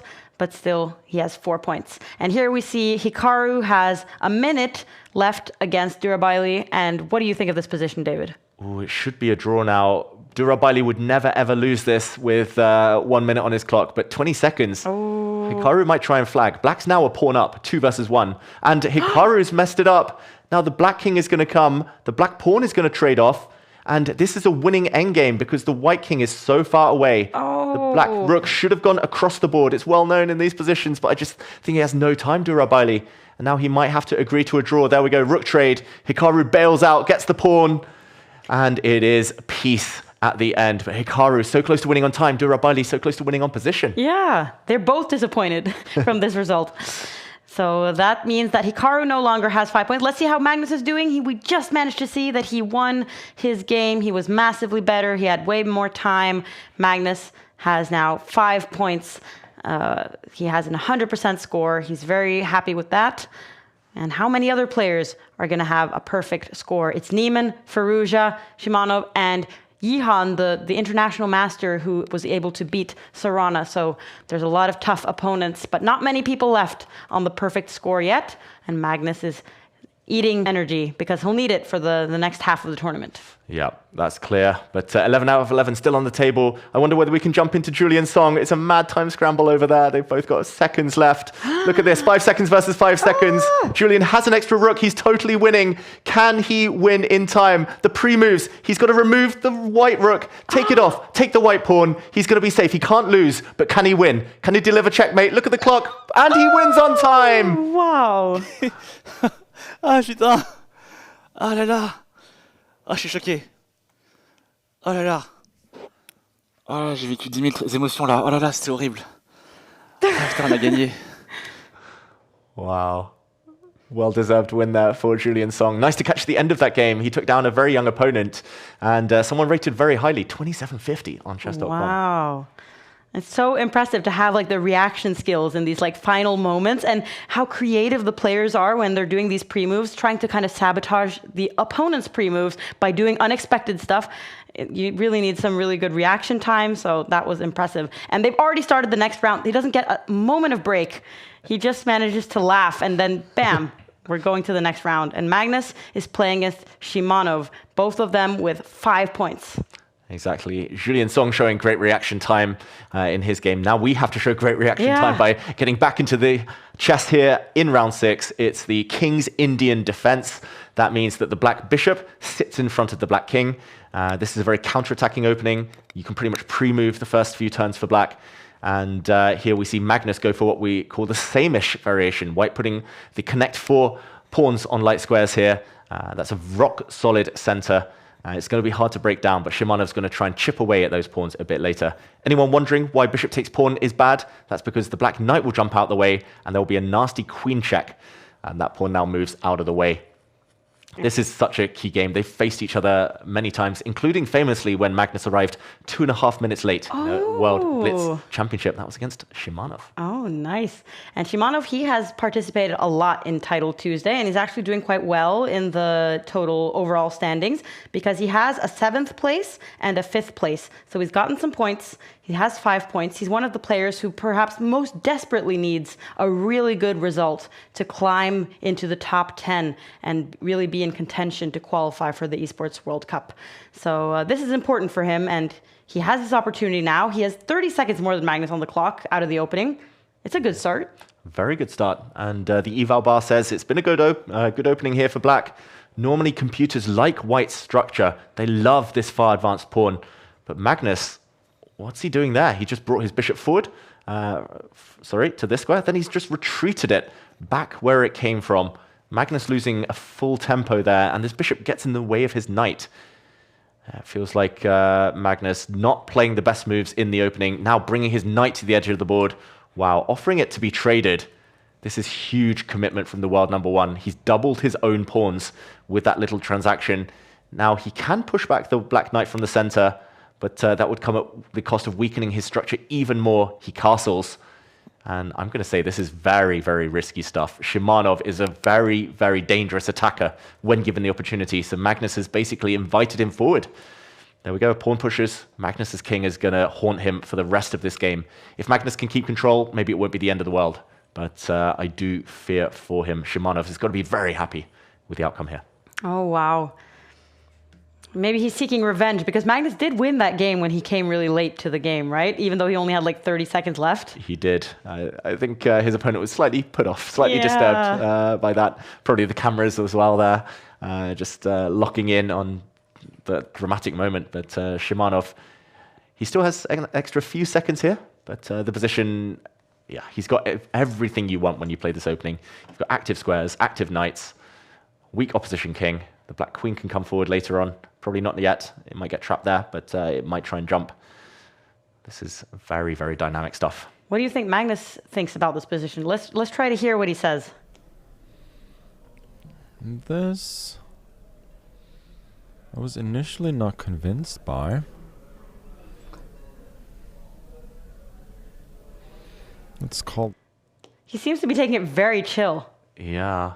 I think he's trying to focus as much as he can because he knows he's playing someone super strong, blitz specialist, and he knows it's a crazy position. Like all of White's pawns, by the way, are isolated or doubled. I mean, other than this one, which sticks out a bit, it looks like a nice strong pawn, but that one's probably safe. Everything else is vulnerable. Queen and knight combo near the white king. It feels one shaky. of the ugliest king structures I've ever seen. Like these three pawns that are in no way coordinated, a double pawn on the edge of the board, like, can it get any worse than that? Oh, good question. Oof, Magnus, he needs to find some good moves. But first, his opponent is potentially wondering whether to sacrifice. There is the idea of taking this bishop off the board just to get the black knights access to all the dart squares. I think that's the type of move you want to play instinctively. But it takes a lot of courage. Down to 2.5 minutes now, Shimanov. Maybe the clock is going to be Magnus's biggest weapon in this crazy looking position. And there we go. He plays the move I suggest, and the bar hates it, of course. I'm going to say it's one of the most natural moves, the most tempting moves, but it shouldn't be enough compensation for the rook for bishop sacrifice. Black's knights look like beasts. They look so strong. But look, imagine how cool you feel when you just sacrifice an exchange against Magnus, and then you have two knights. You're going for the attack. I mean... I would do it just for show. Exactly. He wants to be in the history books. He wants this game to be in the magazines. But it shouldn't be enough. Probably because the white rooks are just going to defend really nicely. They're going to hold the white king position. Maybe the white bishop just drops back to keep everything nice and protected. I guess a rook is a rook, right? Like, yeah. Better than those knights long term. The viewers are also equally disappointed as me that Magnus is drinking from a normal water glass. Normal glass and not his usual vase. Other than that, I would say the office that he's playing from, 10 out of 10. I like the jerseys behind him. I like the lighting. It looks cool, but we miss the vase. Is that a Captain America jersey in there? Yeah, I was wondering. And yeah, Magnus playing for Team Liquid should now be winning. The black rook moving across is apparently a big blunder in this position, and white has a winning move if he spots that he just takes this pawn. There we go. It was a free pawn on offer. It's not even a sacrifice. The white bishop protects it, and some tactics in the air. Black's now counterattacking against the white queen, and the big question is how to deal with this. Does the white queen just shift up one square, keep herself nice and safe? That looks like the most effective. Hikaru is one, leapfrogging Magnus, but Magnus still has a chance to go above if he wins this game. Queen trade, he's trying to force the queens off since he's done the hard work. He's still up a rook for a knight. This looks like a great decision by Magnus. Queen takes pawn, met by a nice bishop block. And we can also see that Hikaru has won his game and therefore now has 5.5 points, inching closer to the lead, but Magnus can leave Hikaru behind if he wins this game. Magnus almost has a minute extra on the clock. He's trying to trade the queens, and he has more material. It seems to be going in his direction. Magnus is headed towards 6 points. Yeah, he's so close now. I don't think he's going to mess this up. There are some tactics. Knight takes pawn looks like the most tempting move in the position, to my eyes. But you have to reckon with black's knight taking this pawn at some point. That would be a fork on the two white rooks. You've got to calculate quite correctly. He's pausing. Very professional. I've noticed the top players, they play as quickly as they can.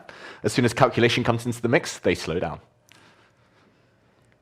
Can Magnus slow down much longer, though? There we go. He keeps his time advantage. Knight takes pawn, hitting the black rook. That comes with a check.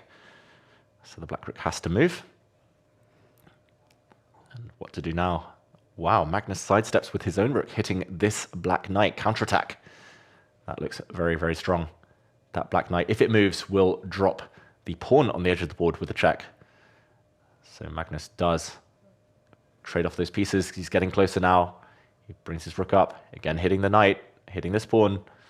Shimanov down to 40-something seconds. Ooh. Probably not enough. Firouzja losing in the meantime. Oh, wow. Big developments on the leaderboard. This is an important game, Magnus. And there we go. He's going to get it. He's forcing the black bishop to give itself up to stave off checkmate. That will mean white is a rook up. Surely nobody battles on against Magnus in an endgame. A rook down. Shimanov does resign. Magnus takes the win, 6 out of 6. Oh, wow. And I think that among the top players, there's only Hans Niemann. What is he doing? Why is he on his iPad? Okay, I think he was setting up some kind of camera or something there, and he is massively better. It's very important that he wins. What has happened here? He's not got much time, Hans Niemann. He has a totally winning position. Has he disconnected or something? No. No. Is it Proctor? Oh! What's happened there? Niemann, what is going on? The problem is his opponent is totally lost. It might not realize there are issues on Hans Niemann's side. If he can just play a move, maybe we'll see disconnection issues. Drama on the board of Hans Niemann, whose camera has disappeared. Or is it his opponent that has disconnected? Because why would you spend this much time on one move? Yeah, unfortunately, it's a dead lost position. Rook takes knight will lend a mating attack, and you can't stop it. Hans Niemann's back. He's back. He's ready to pounce. And he looks very chill to have only 30 seconds left. Yeah. He's just delivering mates or winning the black queen. Rook takes knight is such a deadly sacrifice. His young opponent does play on. He moves the queen, but there we go. It's going to end in checkmate in just 2 more moves. King back, rook takes pawn, would have been over. Hans Niemann takes the win, but what was he doing there? Back to a time scramble in the meantime with Julian Song. Julian is always offering us some entertainment, but he is, according to the computer, struggling in this situation. Ooh, queen takes, will force the queen trade, and it's a cry of desperation from Julian Song. He knows he's about to be mated. His opponent has more than enough time. It's 2 queens to end the game.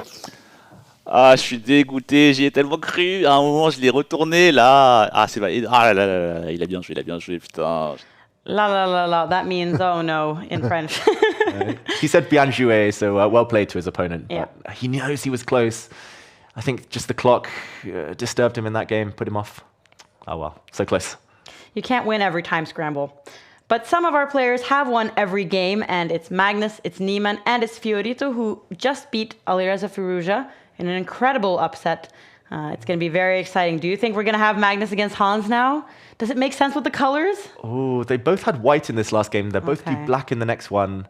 I think it might be, there we go, Fiorito against Magnus, and wow, Hikaru against Hans Niemann. Maybe that's the one to follow. Oh, yeah, that sounds like a very fun game to follow. And Hikaru, who trails by half a point, it's very important that he catches up to the group if he has an ambition of winning this tournament. Which opening is he going to choose? He's eating and he's talking, but he is playing chess as well. He's playing the salad gambit. And he brings his d-pawn out, brings his knight out, making those pieces levitate. He's been putting this pawn on this square on e3 in all of his white games so far. Hikaru Nakamura, he clearly has prepared this opening for his recent over-the-board tournaments. He's been playing it in a game we saw earlier today. He's now going to take this pawn back. And I'm not sure exactly what this is called. It's kind of a mix between the Colle system and a kind of normal queen's pawn opening. He brings his knight forward, loses time, and Hans Niemann is already much better after just 6 moves with black. This is very surprising. Hikaru is a bit distracted, it seems, laughing away as he attacks black's center. But these central pawns now look phenomenal. And Hans Niemann, if he can keep them intact, will have a long-term advantage. Hikaru's got to start chipping away now, or he might never get a chance to breathe and threaten these pawns. Great start for Hans Niemann. And Niemann, he has won a title Tuesday earlier in this season. game week 5, but besides that, he hasn't gotten any points. So he only has the 10 points from his one amazing tournament, and now could really be an opportunity for him to climb on the leaderboard and potentially get to the the Esports World Championship. Yeah, this is bizarre play by Hikaru Nakamura. And I'm expecting now Hans Niemann to push forward in the center due to the fact his rook is backing up the center and potentially threatening the white queen. There are tactics in the air. When a rook stares down at a queen, you always feel a bit uncomfortable. And Hans plays the safer move, but loses some of his advantage. I've got to say, Hikaru playing one of the dodgiest openings I've seen in ages. But he probably is going to live to tell the tale. He's probably surviving here. Now the queen is hit and will just move out the way. And it's becoming more symmetrical. Hans probably not maximizing the edge there. Queen moves out the way. It looks like Hans is taking it very chill, though, and he is developing all of his pieces. It seems like he's been making quite natural moves, and he seems quite unbothered by the fact that Hikaru chooses such a strange opening, and by the fact that Hikaru is eating and kind of all over the place right now. Exactly. And there have been times when I've played matches online and you can see your opponent's camera. Yeah. Sometimes you don't really want to look, No. right? Because it's just distracting. It puts you off and you don't know what to read into it. I don't think they see each other, but Hans must know that Hikaru is playing some weird stuff. And maybe this is just me, but when I'm in like a Google Meet or something like that, I always look at my own camera and I'm always like, what do I look like right now? Which is certainly the last thing you need to be concerned about when you're playing in Title Tuesday, when you have 6 out of 6 points and you're playing against Hikaru Nakamura. So I think it's wise to keep the focus on the chess, because it would be discouraging to see your opponent just snacking and nodding their head. That's true. That's true. I'm the same as you. I'm always checking out my own hair and whether my shirt is creased or not. But yeah, it does feel like Hikaru at some point will lock in and start focusing more on the chess with this rook trade now. He's just trying to get all the pieces off desperately. Next, he's going to bring his rook to the open file, try to force those pieces off the board. But Hikaru, he's playing very, very passively. And there was a case a couple of weeks ago when Hans Niemann, a few weeks back, when Hans Niemann did win the tournament, he was saying he knew that he would have good chances. Hikaru always playing for a draw against him. So there has been a bit of trash talking between these two in recent times, especially with regards to Title Tuesday. It does feel like Hikaru is playing for a draw here. So I do know what Hans Niemann means, as he therefore attacks the white queen and brings his bishop to the center. Hikaru needs to get this knight, there we go, back into the game. They're moving quicker than I can highlight. And I'm wondering also if Niemann can also be a little bit affected by the fact that I have 6 out of 6 points, the 11 out of 11 on the 11th of the 11th month. It could all be possible for him. Hikaru, he's kind of given up that one. So maybe for Hikaru, a draw is okay. And then for Hans, he's like, no, I got to go for the 11 out of 11. Yeah, it's got to be in his mind, right? Yeah. Like Hans is such a Bobby Fischer fan that he knows Bobby Fischer famously got 11 out of 11. He'll want to do it, especially in field with Magnus and Hikaru in it. He does drop his central pawn, Hans Niemann. I'm a bit surprised by that, but he can at will win this pawn on the edge of the board. There we go. He can take it with gain of time, hitting the white rook. Now Hikaru moves his rook out of the way. A bit surprised he didn't get tempted to take this knight off the board, doubling black's pawn structure. And the black knight retreats. People are excited about this game. It seems like this game will be dirty. Oof. Hopefully in a good way. And maybe that means it will come down to a time scramble. But Hikaru has spent a lot more time than Hans so far. 2 minutes against almost 3. Which way to take back? Hikaru, the black bishop might be coming in to win white's isolated pawn. If you take back with the queen. Oh, Hikaru does take with the queen, giving Hans Niemann a pawn for free. That is very, very strange from Hikaru. It's been a strange game. Yeah. And Hans is much better again. I think he can just take that pawn safely. And Hikaru is saying, hang on, what's happening now? I'm going to try and centralize my knight, but it's not enough. Black has 2 connected pass pawns and should be winning this game. Let's hear what Hikaru says. Wait, okay. Let's see. This is 5. Oh, Queen e5, g3. I'm going to go for it. This might not be right, but I don't really care. If it's wrong, it's wrong. Okay, you think this might not be right, but I don't care. What kind of a mentality is Hikaru going into this game with? Yeah, maybe he's just super chilled. He's in the candidates now, right? Like I don't care. Yeah, he literally doesn't care. Hikaru Yeah, it Nakamura. kind of is his brand, but I don't believe him anymore. He can't say that he doesn't care about this.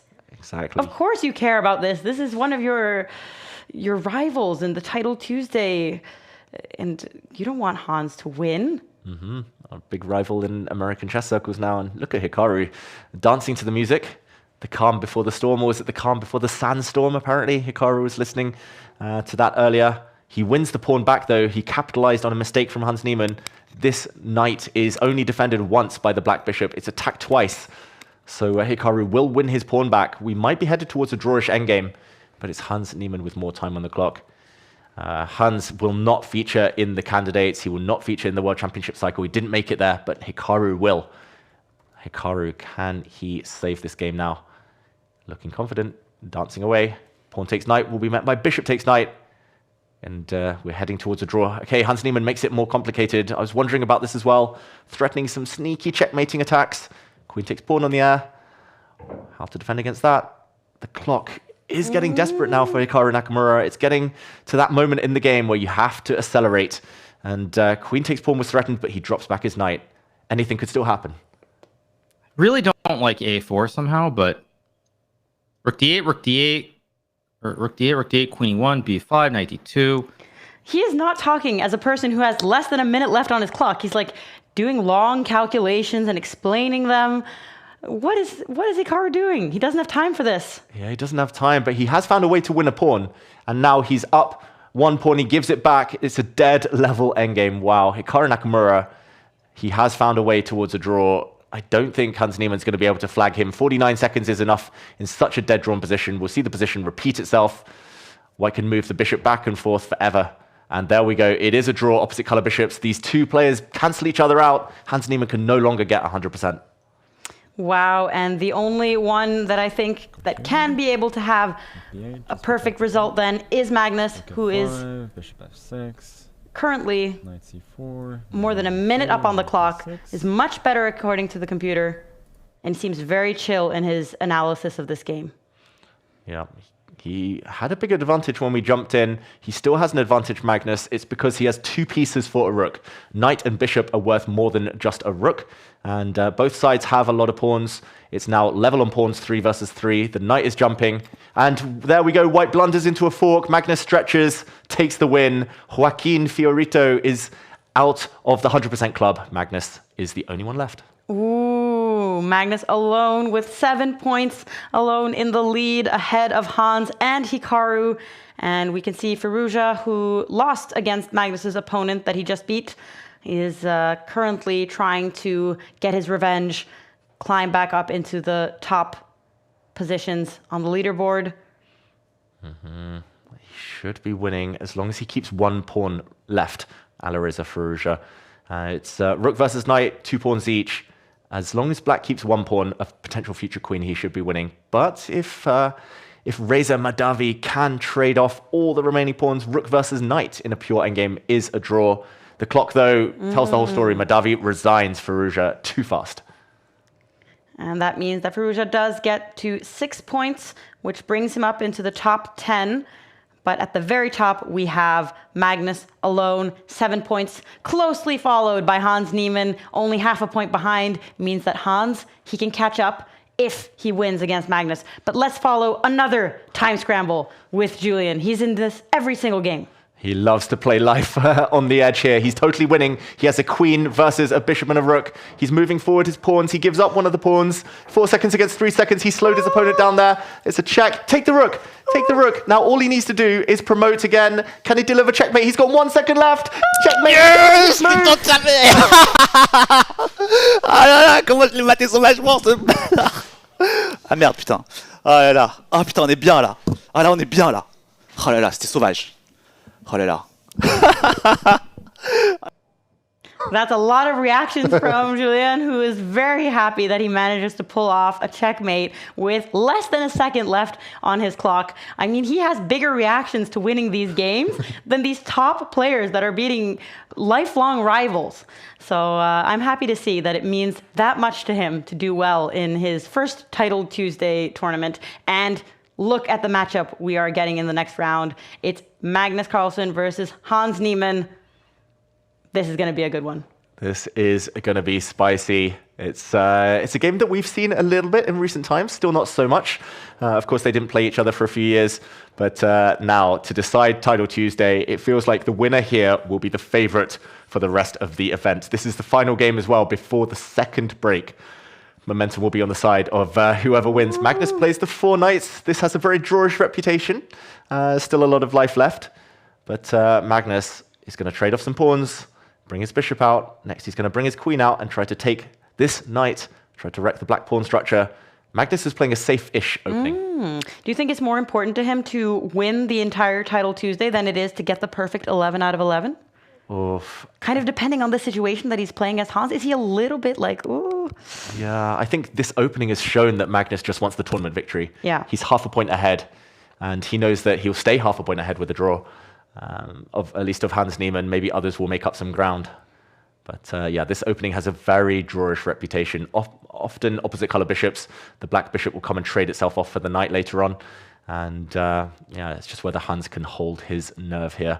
It's going to be hard to beat the world #1 with black from a position like this. Black's 2 bishops balanced out by the doubled pawns. Let's see what Magnus says. Bishop g4. Just not a chance I should have given him.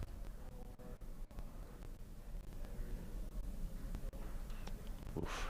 Super focused, Magnus Carlsen. Yeah, he's not talking a lot. He's not talking as much as he usually does. In the other games, he's realized that this is serious. He's playing a safer opening than he might usually do. We've seen Magnus play completely crazy openings in Title Tuesday, but not against Hans. That's an opponent he respects a little bit too much to be playing whatever was voted for in the app today. Exactly. There's a lot of honor, bragging rights on the line. And especially the fact that he's ahead in the tournament means that Magnus is keen to minimize risk. The last couple of moves for black have been a bit mysterious, moving the rook forward into the center and then bringing it back. But now we see the trade of bishop for knight, very likely at least. Bishop takes this knight is the most logical move, and we will see opposite color bishops. There's been an early draw on board 3. That's also good news for Magnus Carlsen. If he holds this game, draws against Hans Niemann, it means that he will maintain a decent lead over the rest of the pack. First, there was an attack on this pawn. The white king defended it. The white bishop drops back now. Still slightly better for white due to the better pawn structure. Black with the doubled pawns here. So something for Magnus to play for. It is his type of position as well. Grindy endgame. And he has played very fast, but so has Hans. They both seem to kind of know where this game has been going the whole way so far. But Magnus does have a way more active king, and they do have opposite color bishops. So it will be interesting to see if any of them take any risks from this point out. Yeah. I think especially for Magnus, he's kind of playing with house money here. It's like if everything goes wrong, probably you swap off rooks, you might be a pawn down and you can still draw. For Hans Niemann, if you go down a pawn in conjunction with these weak pawns, it feels like that might be too much. It feels like you might be tipping yourself over the edge there. Magnus shifting his rook across. Black had a chance, maybe a chance he could have taken, should have taken, to trade off rooks. Now this rook move, white might just dodge and say, no trade for you. It will not be opposite color bishops alone. Rooks on the board, there's still winning chances for both sides. As the black bishop drops back, what do you think? Is this going to be a draw that it looks like it should be, or are they both going to press for a win? Oh, I'm wondering if they're kind of waiting it out a little bit. I feel like there are some things you can test. Oh, Magnus is actually offering a trade of rooks. I would take that as an admittance of drawishness. Mm-hmm. I would too. And it would be kind of cool now if Hans is like, hell no. Ooh. Ooh. He keeps the game alive. We did see the bar say slightly better for white. Probably that just meant that rooks coming off, white can try for a while, but a draw. I think that was brave, Hans Niemann. But it might be brave that backfires, because the black king is going to get kicked back soon to a really bad square. Magnus can shift across to this side as well, hit a pawn. He actually just drops back. He's going to try and occupy this open line. And now the black rook has moved away. The white king, I joke about king of the hill, kings getting excited, moving up the board. That's the safest king in an endgame ever. Can never get checked.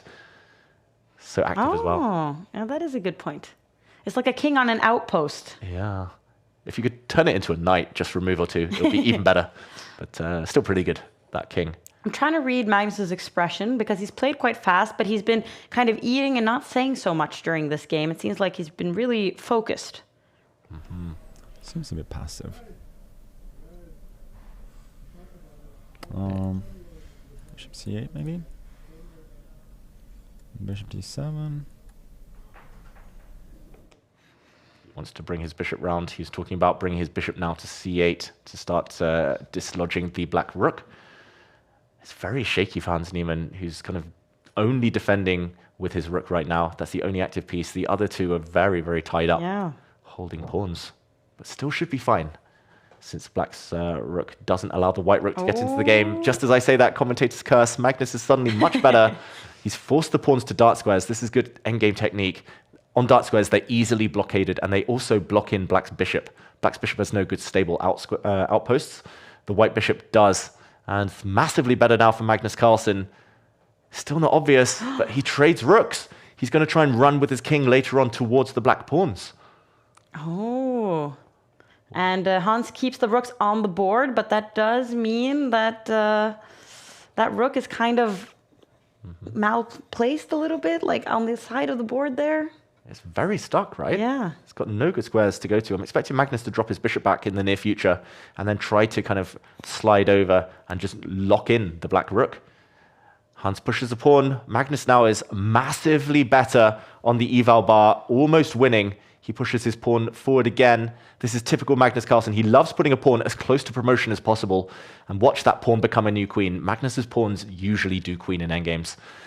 Hans Niemann's almost out of moves. The black rook is going back.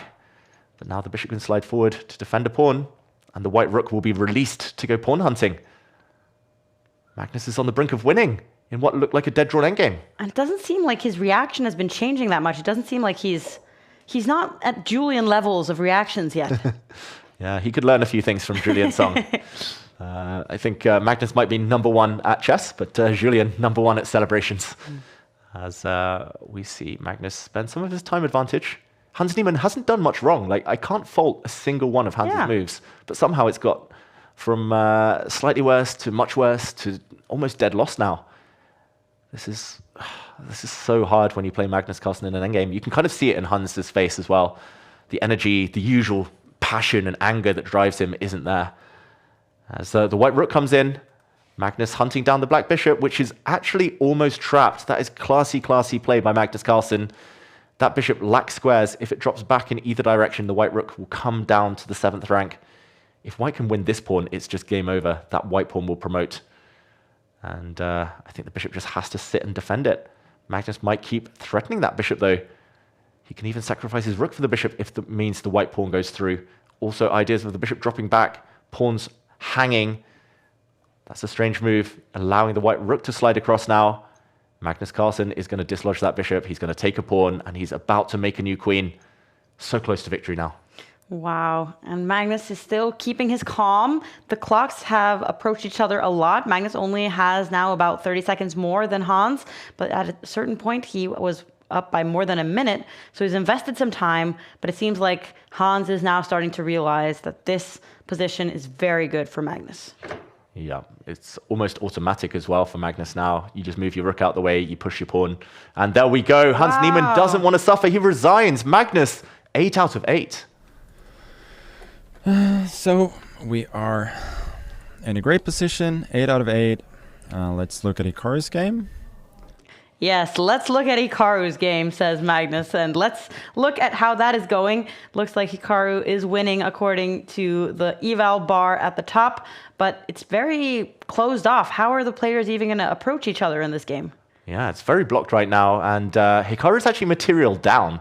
He's actually down the exchange, a rook for a knight, but white rooks are not great. The black knight is beautiful, and I think Hikaru is just winning because the pressure on this pawn is going to tell. That pawn defended.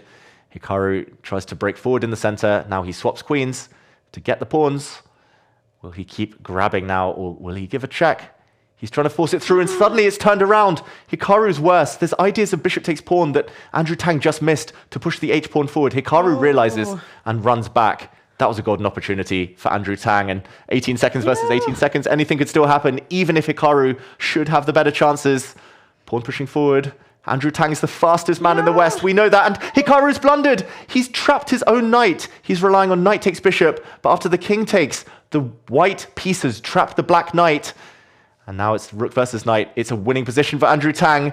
All he needs to do is take that knight off the board. He could have taken the knight and pushed his pawns forward. He's totally winning Andrew Tang. Can he do it? 7 versus 4. He's making a new queen. It's a check. Hikaru gives a fork, but the pawn drops. Andrew Tang's about to win this game. 4 seconds now. Checkmate. Guaranteed. And there we go. Andrew Tang, the penguin, takes the win. Wow, one of the fastest players, the 2 fastest players that are really good at these pre-moves with few seconds left on the clock. But actually, it is Tang who wins this American battle. And that really affects the standings now that Hikaru loses another point and Magnus is alone an entire point ahead of the rest of the field. And interestingly enough as well, Tabatabae, he actually didn't play the first round, so he's won every single game. Wow. But he just showed up too late or something. I don't know if he gets the extra bonus point that we want to give players for getting 100%. Imagine if he wins everything, 10 in a row. That would be pretty cool. But he'd probably have to beat Magnus on the way, right? Yeah. So now who's Magnus going to have to play against? There's Firouzja, there's Tang, many good players that are all an entire point behind him and therefore have a huge incentive to try to beat Magnus as well. Yeah, it's unclear who he's going to play. Most of the players on 7 points just had the white pieces. So did Magnus. Magnus is due black. Oof, it's tough. I think he's going to play Firouzja. Normally, the highest rated player gets the upfloat. And yeah, Magnus might not have to face Hikaru anymore. But Firouzja is also going to be a dangerous opponent. Do you have any predictions for what country is doing the best? I guess that's probably obviously the US when I look at the standings here. Who do you think is number 2? Any guesses? Oof. I'll go for India. No. Oh, it was Ukraine. Not even close. India down at 10th. Oh, and Norway has climbed to number 8, which means that the other Norwegian young players that are always participating in this tournament are doing a good job, in addition to Magnus, of course, who leads the tournament. So that makes me happy to see. And Ukraine, Iran, France, of course. We've seen a lot of French players today. So the country standings also interesting to pay attention to. And it's getting really tense now with only 3 rounds left. Here we go.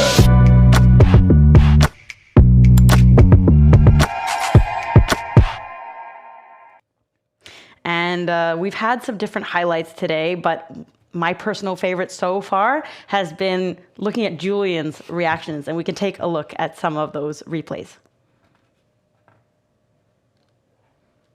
In a little bit. They're coming. Just like Julian likes to leave it last minute, right? We're going to do the same with the replays. And it was some really fun reactions because he has had like so little time, so many times in a row now, where he's just like, there's a complete time scramble. It's just a race against the clock. He won one of the games with less than a second. Yeah. I don't understand how he's not more exhausted at this point after 8 games in this kind of vein. Yeah, he's in good shape. You know, he's still young. Earlier when I met him, he was like, oh, you might not know me. I'm an old IM. I was like, dude, you're like several years younger than me. What's going on? And it's nice to see him. He's enjoying it. I think that's a big thing, right? Yeah. Title Tuesday, not everyone can win. Not many people do end up beating the likes of Magnus and Hikaru. But I mean, there's hundreds of people in the field. That must mean they're enjoying it. They're playing for fun. And good results tend to come to those who are happy. And also when you play several times, like Andrew Tang, it's very interesting to see like how he has played so many Title Tuesdays now, and then finally he kind of gets rewarded with a win against Hikaru in such an important game. But now we're going to have a little look at some of the highlights that have been so far, and this one, Hikaru versus Hans.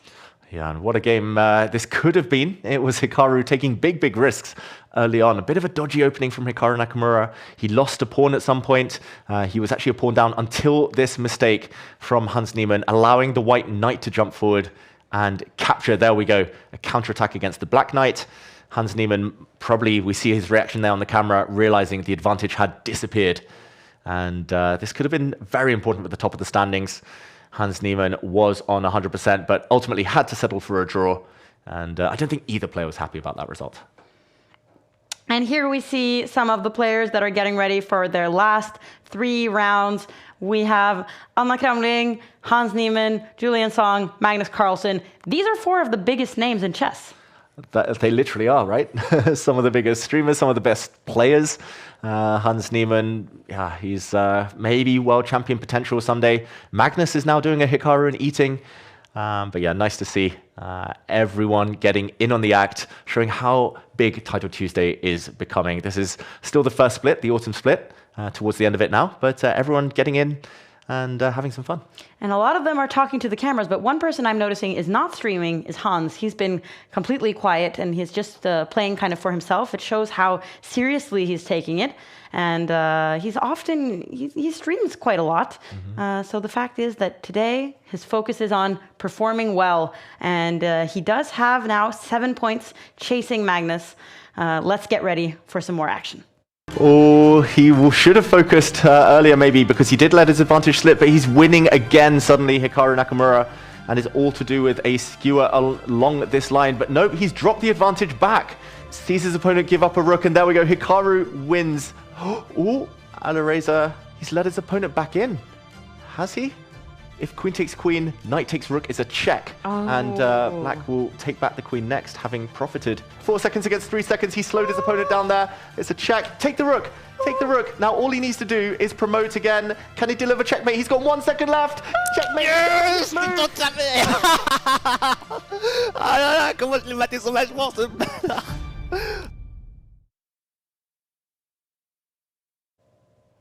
And that is like the best reaction we've had all day. I mean, he's not leading the tournament, but it would look like it if you just saw those images.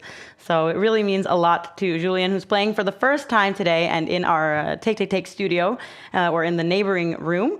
But Magnus, he's in the lead, but he's chased by a whole sea of really good players. And now he's going to have to start facing some of them. Exactly. He's going to have to face the likes of Alireza Firouzja, one of his biggest rivals, of course. Andrew Tang, can't be underestimated, just took down Hikaru. Andrew lost in round 2, has been on a winning streak ever since. Like you said, Tabatabai hasn't lost a game so far, other than by default in round 1. And Sumanenkov is super young, super tricky. It's going to be Firouzja who takes on Magnus. Will he take him down? That's the big question. And will Magnus... He still has the opportunity to get 11 out of 11. So that must be something that motivates him when there's only 3 rounds left. And here we see the two of them are ready for this battle. It's very important for Firouzja to win. If he wants to win the tournament, he needs to catch up to Magnus and equalize their amount of points. Okay, and we start with a transposition into the Catalan opening. This is a branch of the Queen's Gambit declined. And Magnus brings his bishop out to a very active square. This is trendy stuff. All the top players play the Catalan opening these days. It was popularized in the 90s, early 2000s by the likes of Boris Gelfand. Now everyone plays it, including Magnus with the white pieces. So it's known as a positional opening. Firouzja normally a bit more aggressive. Interesting that he swaps sides here and plays this opening with white. He's going to try and build a big pawn center. Magnus is going to try and fight against that by bringing out his knight, centralizing his rook, and maybe striking and challenging black in the middle of the board. This is going to be feisty. This is going to be a lot of fun. Still all pieces on the board. And Firouzja has played very quickly in this opening. And he seems to be very confident as well. Yeah, he's confident, I think, by nature. Alireza always has been. He grew up learning chess pretty much just by playing online, and you can see that in his style, you can see it in his preferences. He's looking away. I wonder whether he's streaming as well, and there we go. He takes the black bishop off the board. So black gets a nice pawn structure, but white gets the bishop pair. There's a bit of a trade-off here. Black's going to stare down at these hanging central pawns with his rook, maybe with his queen. I think Magnus will like this position. Slightly better even on the bar. I didn't even see that. I just thought, okay, weak pawn, and Magnus is going for it now. Let's see what Alireza says about this. Maybe I want to put it on YouTube, then it's a lot of mess to work around. Okay, Alireza, you need to be concentrated about your position because Magnus is slightly better according to the eval bar. He's threatening a pawn. And Alireza, he's yawning. He's talking about some kind of YouTube stream. What is he doing? He needs to be focused. Yeah, I know the feeling. I struggle to multitask. Whenever I stream, I can't play chess. Whenever I play chess, I can't stream. Alireza looking away. Yeah, he has to be really careful. He dodges the tension on that line, but queen takes pawn now would drop this pawn to the white bishop. Maybe still desirable for Magnus Carlsen, but there are weak pawns all over the place. And Firouzja does need to perk up, does need to wake up before it's too late, before Magnus gets a bigger advantage. Queen takes pawn was played, his queen is hit. Magnus will now likely move to the edge of the board. And it looks like Magnus is quite comfortable. That's at least how I'm interpreting his kind of chill way, and the fact that he's talking when it's not even his turn means that he has a lot to discuss here, but he's making his moves quickly and centralizing some of his pieces now. Yeah, that's a great move there. The bishop in the center is well in control of half of the board. The Black Knight might also enter the center in the near future. White has the bishop pair, but this light squared bishop is very much neutralized by its counterpart in the middle of the board. And Magnus has the 2 versus 1 pawn advantage on this side. This pawn for white is isolated as well. So we'll see. Long-term black is doing great. Short-term white should be okay. Just has to be quite quick to guard the Black Knight coming forward. Magnus a little bit up on time. Especially against me. Okay. All we heard was especially against me. Magnus is very aware that he is the best player in the world, and he had some comment to Firouzja there. Oh, and Firouzja actually tries to go for a queen trade, which we've seen many people kind of lose because of earlier in this title Tuesday. But it's actually Magnus who decides, nope, we're keeping the queens on the board.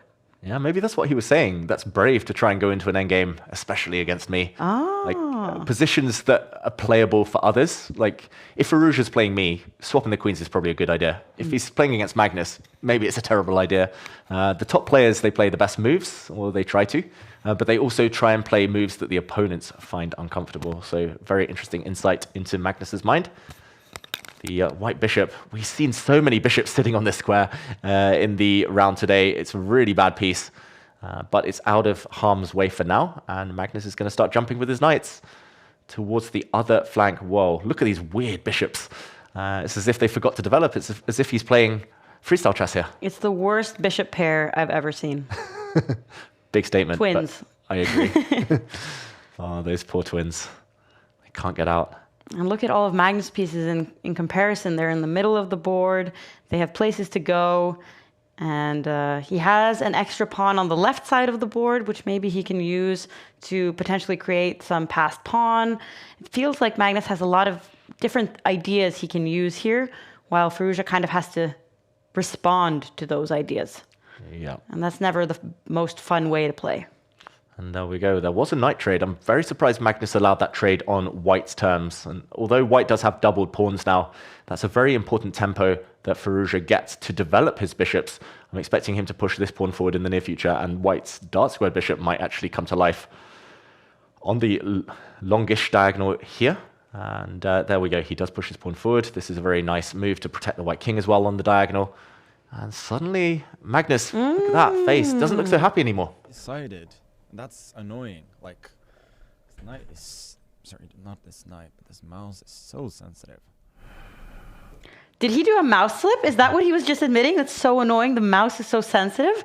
Maybe. He also kind of did a Freudian slip, right? He said the knight, because the knight wasn't great either. Yeah. The knight was misplaced. So maybe not enjoying the fact that this knight is about to get kicked away by white's pawn, but also annoyed about the mouse. It's important at this level. And there we go. The black queen moves, and Magnus has blundered. Magnus has let things slip. What is the punishing move? Very serious trouble here. Big trouble. The pawn is hit. The knight is hit.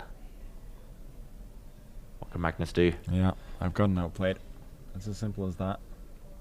I've gotten outplayed. It's as simple as that. What a resigned Magnus we suddenly see. He was doing so well. What happened here? Yeah, he just lost control. He got a bit tilted, a bit triggered about the mouse situation and about the knight situation.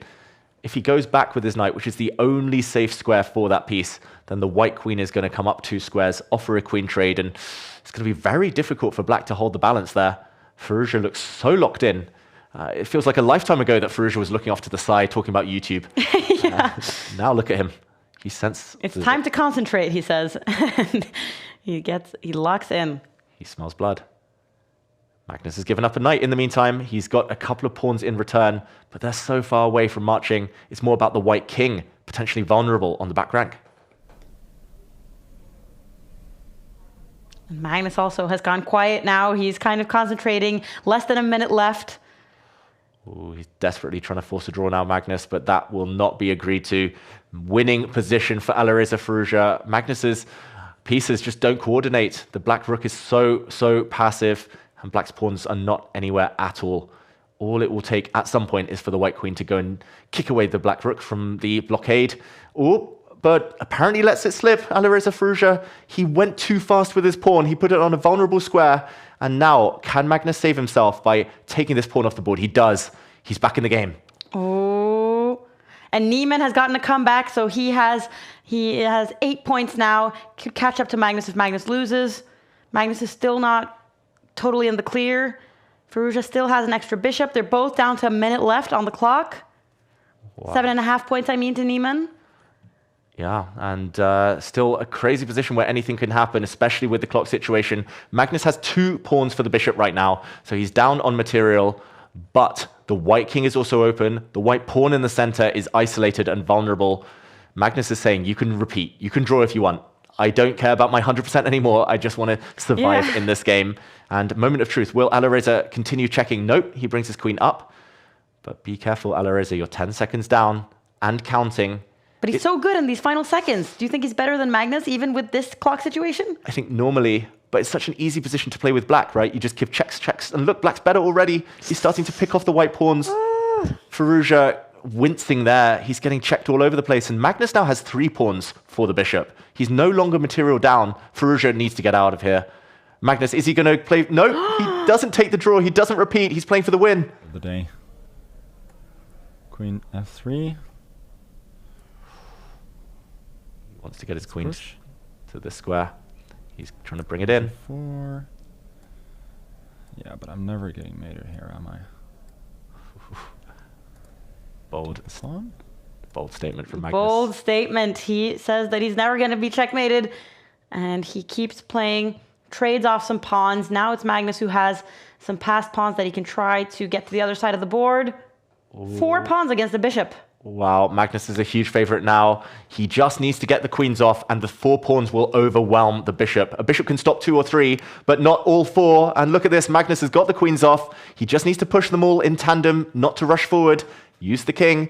Magnus Carlsen is going to win this game surely now. He leans back. He's very confident. He's pushing those pawns. The white bishop nowhere near. Magnus just needs to push. He's making a new queen. He's going to be on 9 out of 9. Firouzja down at 4 seconds. A queen appears. Checkmate guaranteed. Magnus wins. The difference with the EWC is that there I was usually doing well on the board as well, but here I was actually lost, I think.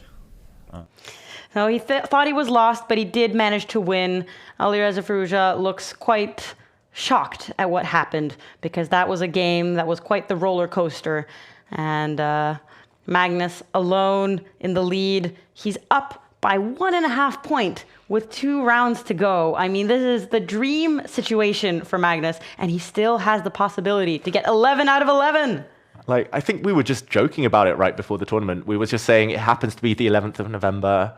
It happens to be game week 11. What are the chances? But we're close. We're 2 games away. And Magnus will play Andrejkin, who he has beaten in previous weeks in recent times in Title Tuesday, as he aims to close in on 10 out of 10.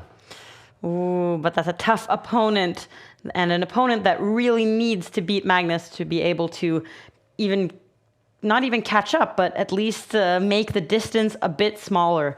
So Andrejkin has a lot to play for here, and Magnus, with the white pieces, doesn't get any breaks really before he has to play his first moves. And here we go. It's the C3 Sicilian from Magnus Carlsen, known as a safe-ish opening. In recent rounds, he's been going for something a bit safer. It tends to get crazy towards the end. It's guaranteed at this top level where nobody's going to bow down and let Magnus just beat them. But his openings have been on the safer side. Magnus, he's been playing a lot of e4 today since our chat, our Instagram poll voters did go for 1 e4. Magnus has been playing that most games with white. And here we see the main line where black's going to push a pawn forward. White has a bit more space. White has the furthest advanced pawn, but black is rock solid. If Magnus wins this, our chatter at the top there might get his wish. It might be Magnus Hikaru in the final round. Even if Magnus draws this or loses it, he'll still be in the lead. As we see an early offer of a queen trade. I think Magnus will probably reject that. Even if he loves his endgames, will Magnus take? Nope, he drops back. And Dmitry Andrejkin forces the queens off the board. This is still very well-known opening theory. I'm wondering how much both sides know about this. Bishop takes pawn is now a very forcing line that allows the black knight to jump in and trap this white rook in the corner. Has Magnus studied this? He spent a lot of time. Dmitry Andreikin seems to know what he's doing. Two of the 1990 crowd fighting out on top board here. And Andreikin, he has played every single title Tuesday in this autumn split, all 10 of them, and now his 11th one. His best placements have been 2 third places, so he's gotten quite a lot of points. He's doing well on the leaderboard, but it would be great for him to get even more points to increase his chances of going to the Esports World Cup. And it's also fun to see Magnus playing in his Team Liquid shirt, which he also played in Riyadh. Yeah, seems to be his lucky shirt. Yeah. I wonder whether he's washed it since or whether he doesn't want to wash the luck away. And, okay, black's a piece up. Magnus sacrificed a knight, but this piece in the corner should get trapped. And there we go. He starts sipping some water. And he's now ready to move his knight out the way and just gobble up that cornered piece. Magnus likely to be a pawn to the good when the dust settles. I'm very surprised Andreikin's gone on for this. It's an endgame, and you're down a pawn, and you're facing the greatest endgame player of all time. Magnus does look good for 10 out of 10. I love watching Magnus, is what a viewer is saying. It's been fun today to see Magnus in the zone, but also it was interesting in this previous game that he almost lost, but he kind of kept his cool. I'm really wondering how disappointed Magnus will be if he doesn't manage the 11 out of 11, provided the situation he has on the board right now. Exactly.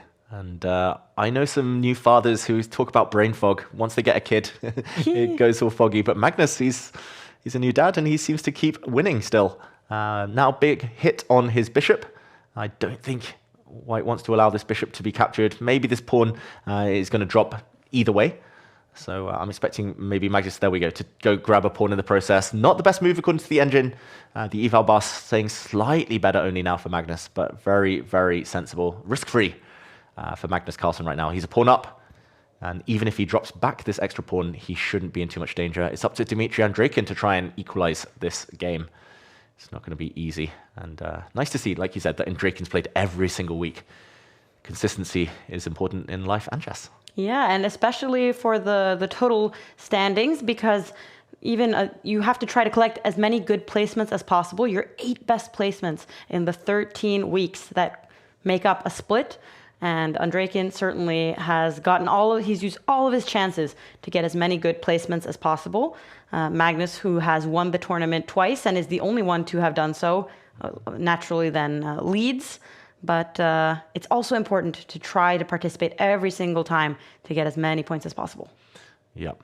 I think it's just impossible to be perfect for 13 weeks in a row. Yeah. So at least if you play 13 weeks, you can have 5 off tournaments.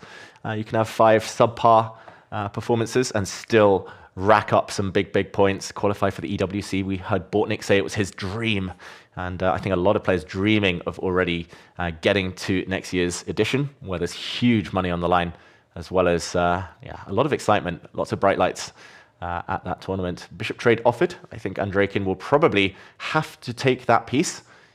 He's thinking about it. If he moves his rook, it is a big blunder, and Andreikin has blundered a piece here after a bishop trade, which I think Magnus is going to go for now. The white rook just needs to move, and there are some huge back rank problems for black. Look at him. He's realized on the camera, Dmitry Andreikin. Oh. He's realized, he knows it. Magnus is now going to win a piece and the game. I was hoping for some cheer from Magnus there, but... Yeah, this seems to be just rook b8 mate next. He was very chill in his way of describing it. Seems like it doesn't even come as a surprise to Magnus at this point. Yeah, he's just in that mood. And look at Andreikin, the pain on his face. He's blundered this knight retreat. That knight move is the key. The black knight is paralyzed, cannot run away because, as Magnus says, back rank mate.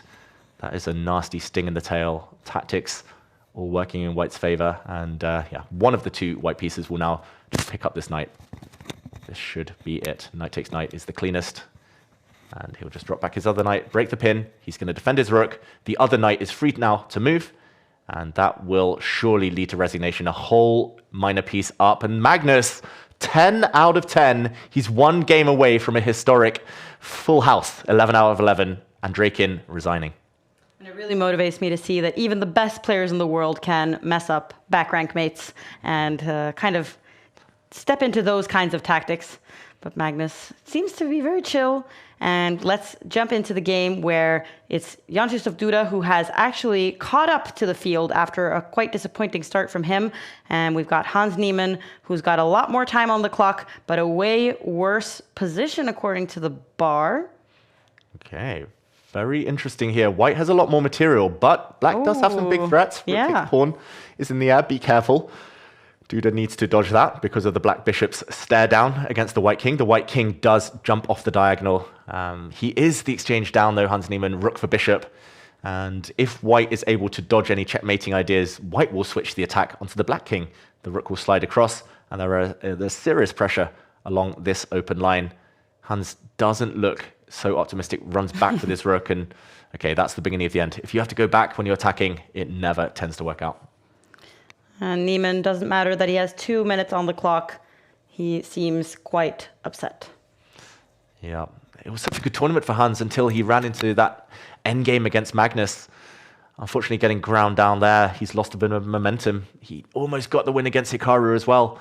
But here we go, the white rooks are coming in. Whoops, bishop takes pawn, looks like a nice trick, but Duda's not going to take it. Pawn takes bishop would have walked into a fork with the black pawn stepping forward. A intermediate move hitting the black queen traps the black queen, makes sure that the queen has to swap off for its counterpart, and that will lead to a totally winning endgame for white. The bishop dropping off, and Hans Niemann resigns. Duda takes the win, catching up with the pack. Oh, and that makes me I'm really excited to see then what the standings look like after the 10th round. 1 round to go. Is there anybody who can even catch up to Magnus is what I'm wondering. Has Magnus won the tournament? Magnus, I think, has won the tournament, right? Nobody can get 9 points. Firouzja has finished. Duda has finished. Nobody else can get 9 points. Magnus has won the tournament. Wow, 1 round to spare. Congratulations, Magnus Carlsen. Okay, but there's still a lot of excitement left because the question becomes, can Magnus get the first 11 out of 11 on the 11th day of the 11th month? That is my hope.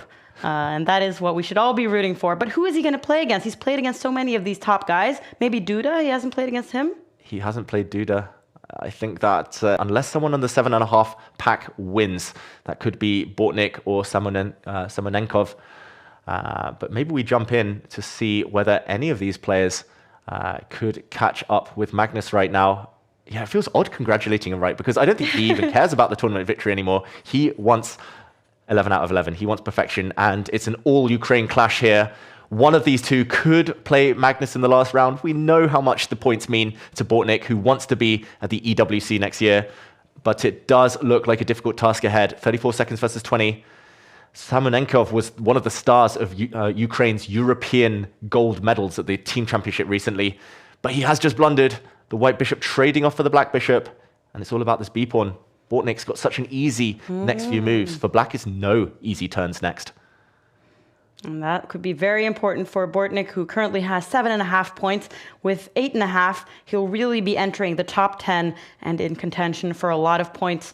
Very important for him, as he said in our interview during the build-up, that he didn't play last week. This is important, and he does get the point. He is at 8.5 points. It's going to be interesting to see what the standings look like, because we already know who the winner is. Congratulations, Magnus.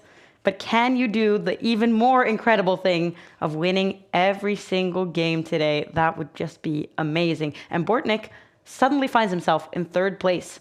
So he's got a lot to play for in the last round as well. Yeah, will it be Bortnik? Will it be Duda? It's a 50-50. They both had white. I think Magnus will keep his colors, probably. He'll keep alternating white-black. So probably Magnus will be black against one of the two. And we'll see if either of them can stop him. They're fighting for their own lives, right? Magnus is already in the EWC. Actually, the rest don't care. The rest want Magnus to win now in the next round, take down some rivals. Hikaru will want a helping hand in the kind of tour standings. But yeah, what do you think? Predictions? Is he going to do it?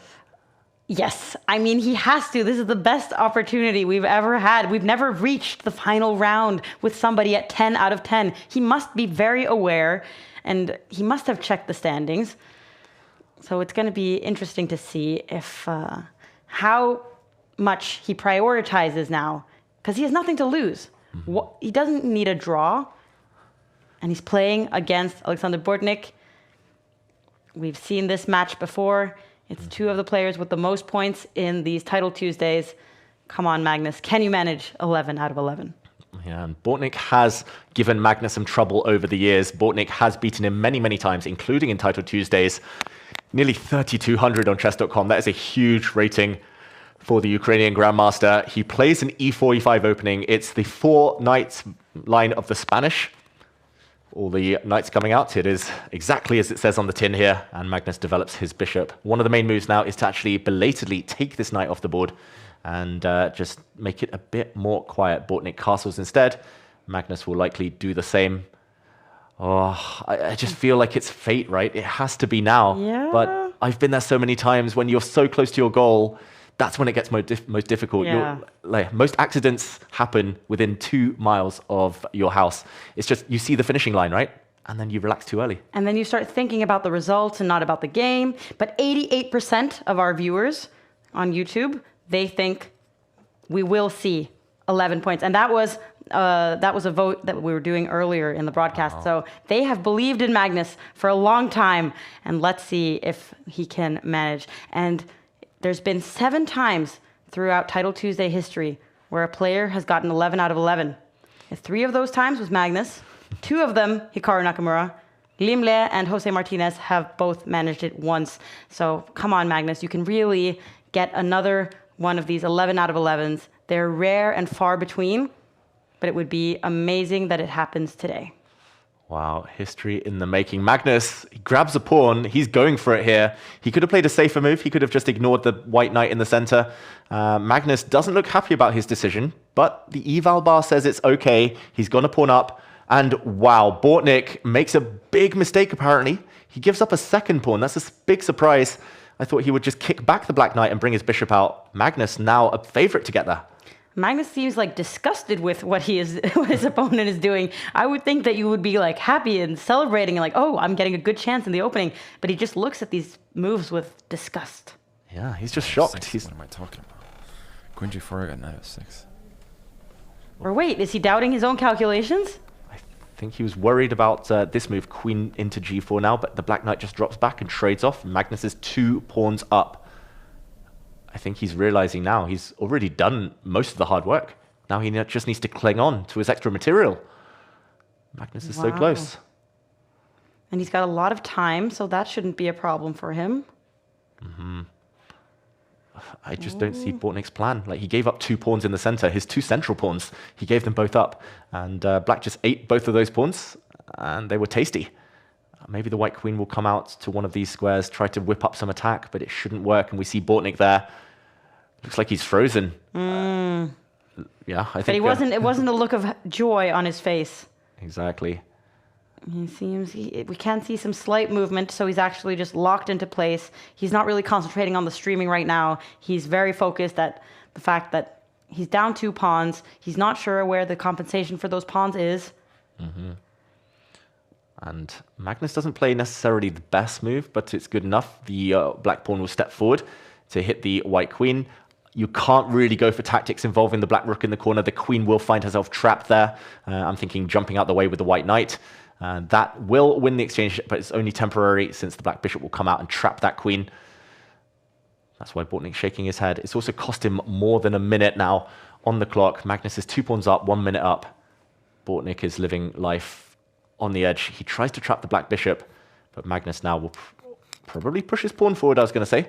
Nope, he trades off knight for bishop, and now he will retreat this piece. Still looking good. Bortnik is like looking out into the distance and being like, how did I get here? So early on in the game as well. Exactly. With white to be 2 pawns down after, what was it, 10 moves. And right now Magnus is just debating where to go with his bishop, into the corner or onto a slightly more vulnerable square, but equally safe for now. And a lot is at stake for Bortnik as well, because although first place, 10 points, they're going to go to Magnus no matter what. But the 8 points you get for second place, those are still up for grabs. And then there's 5 points. There's a lot of difference between the different placements here. And second place is way better than third, which is way better than fourth. Every little margin here matters and could be determining who gets to play in the Esports World Cup. So this is an important game for Bortnik, who is clearly disappointed with how it's played out. Yeah, he just has to move his knight now. His queen will not get trapped anymore in the corner. He has to jump out the way with his knight with a check. There we go. He's going to pocket that rook in the corner, but the white queen is offside. She might take a few moves to get back. Currently, the material balance is black having a bishop and 2 pawns for a rook, so it's level material. But the white queen will need to sneak back before it's too late. And Magnus, in the meantime, will try to generate an attack, but he doesn't retreat his queen. That's very brave from Bortnik. But it might be too late. He has to get it out now. There we go. And he has to run before the black bishop closes the door. But it looked like Magnus was kind of getting into a more concentrated phase there where he was like, oh, I have to be precise. He's still better. He's still better. Oh, not anymore. Magnus Carlsen's let it slip, and there's a key move. White has to bring this bishop forward, deflect the black queen away from the defense of his bishop, and suddenly the advantage turns. It switches hands. What does Magnus say? Does he say anything? No, Does he notice it? Bishop g5, queen d7, or bishop e6. I really, really didn't want to trade those bishops. Oh, and it looks like Bortnik just realized what he missed. Oh, no. That's like the worst feeling in the world, is like when you realize just a moment too late, oh my God, I had the opportunity. Yeah, it's better not to realize, right? Yeah. Bortnik definitely knew. He definitely knew he had that opportunity to move his bishop out. As Magnus said, wasn't there for long, but Magnus still playing careless moves. He's trying to play quickly. He brings his rook forward. The white queen shouldn't have retreated. There were actually other ideas in the position. Bortnik really needs to block the black pawns now before they continue advancing. The advantage is switching hands. It's all about this move. Black needs to stop those pawns. Just block. There we go. And Magnus now is totally solid in the center. Magnus with a huge advantage. 2 minutes versus 1 minute. Will he get that 100%? Will he get 11 out of 11, the world number 1? Is he going to move his queen out the way now?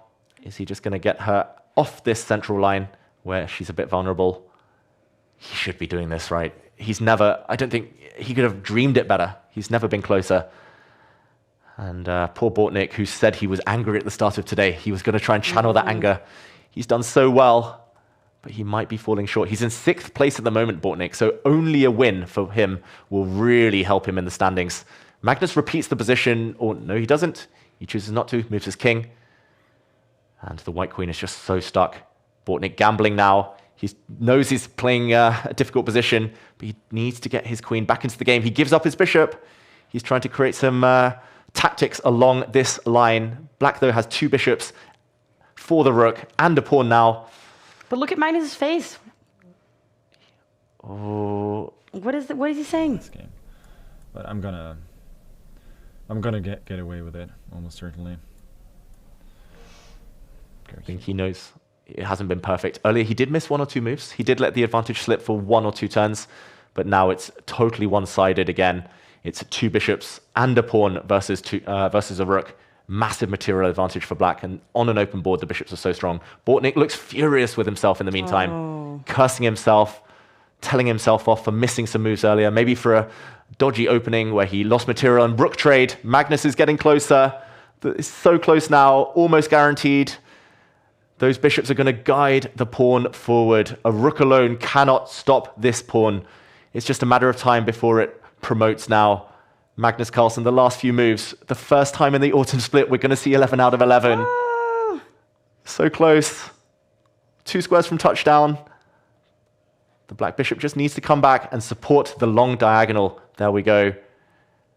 He's playing for stalemate, Bortnik. He's playing for tricks. Can he survive? Well, Magnus is taking it seriously, at least. He's investing quite a bit of time in these final moments of the tournament. Yeah, just avoiding any checkmating ideas. That's the only thing White has up his sleeve. Magnus, can he fend off the threats? Is he going to take the pawn? First, he gives a check. He's going to make a new queen next. The black bishop will defend any checks on the diagonal. Magnus Carlsen is going to get 11 out of 11. Here we go. It's not a checkmate. Magnus looks ready to celebrate. Will Bortnik resign? 7 seconds, 6 seconds. He gives up his rook. He plays for stalemate. It's going to end with checkmate. There's a trophy in the background. Magnus does it. 11 out of 11, the champion. The big Yay. liquid cup outside as well. It's nice. Nepomniachtchi got himself to 9 out of 11, kind of out of nowhere. Let's just quickly have a look at last game, this was won by Hikaru against Savannah. Magnus is looking for games that are still ongoing, and there are not many of them. And look at Bortnik. So look. Oh, it's about to buy one. Alireza made it to 9 out of 11. So there we go. This is like third or fourth time maybe that I make 11 out of 11. It's always nice. Not gonna lie, it's a good feeling. It was the fourth time, Magnus. We'll be happy to inform you of that. We'll be happy to inform him of that later. And 11 out of 11. It was possible for Magnus, and he was aware of it, and he seemed very happy. Even though he seemed also like very concentrated in the final moments of the game, he was really making sure, I'm not going to mess this up. Yeah, that was Magnus at his best. It also showed a hint of tiredness. 11 rounds, it's impossible to be perfect normally. He got the perfect score, but there were one or two moments Bortnik could have fought back. I feel for Bortnik. He was so close, especially after last week, the drama there, to getting some points. But yeah, I mean, Magnus, he's the man of the moment. That's all we can say. I was joking around that 11 out of 11 was possible, especially in such a strong field, but he did it, especially today. And he did it with Firouzja, with Nepomniachtchi, with so many of these top players that are no longer playing also in the FIDE World Cup. People are concentrating. It's important to get these Champions Chess Tour points, and he still managed. And I'm very interested in seeing now the country standings. Surely now that Norway won the whole thing, we've got to be pretty high up. Okay, 10th place. It's not bad. The US with Neiman, with Hikaru, with Tang, they had a lot of good players today. So yet another victory for Team USA. And then Duda also helping Team Poland to do well on the country standings. Yeah, and congratulations to Iran as well, rounding off the top three. So many young players. I think it's one of the most popular tournaments in Iran. All of their top stars turning out. And we have to take the standings back up because it's so beautiful today. 11 points out of 11 possible for Magnus. And we now have Magnus here. Magnus, congratulations with a perfect tournament.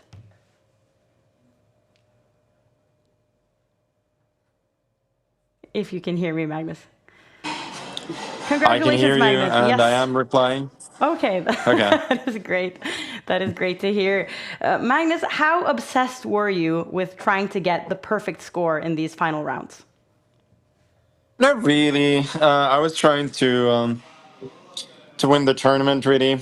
And even in the penultimate game, I just wanted to be safe, get at least a draw to secure at least share first. But I know once I'm there in the last round, you kind of want to when tournament victory is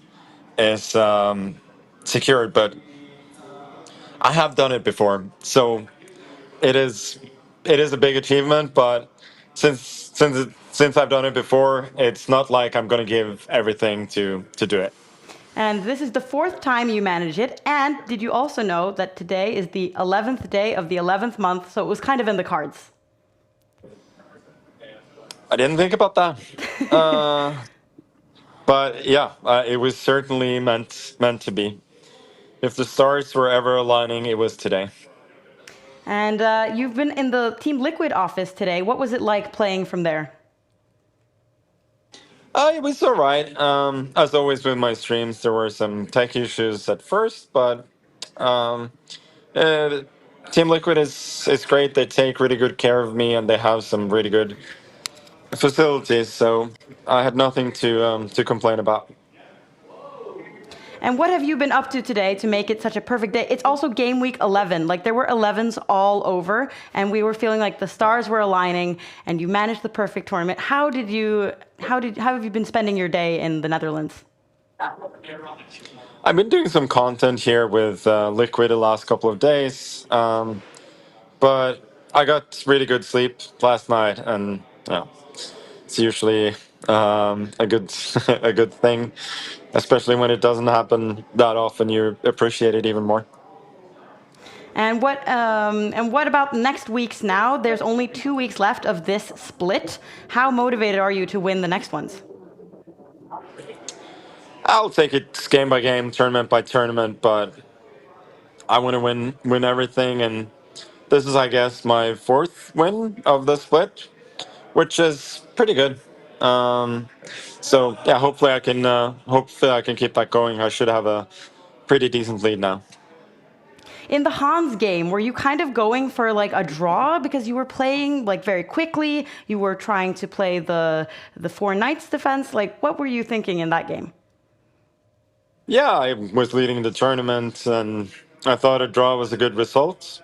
And then I had the experience what happened a few weeks ago when I played Min in the last game, and I kind of played for a draw there as well.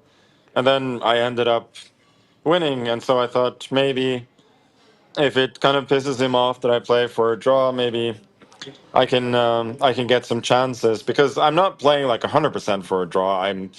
I am trying just to play extremely safe and not lose, and if I get chances, I get chances. And what about the game against Firouzja? That was like you were kind of losing at some point, but you managed to get back. What was your feeling in that game?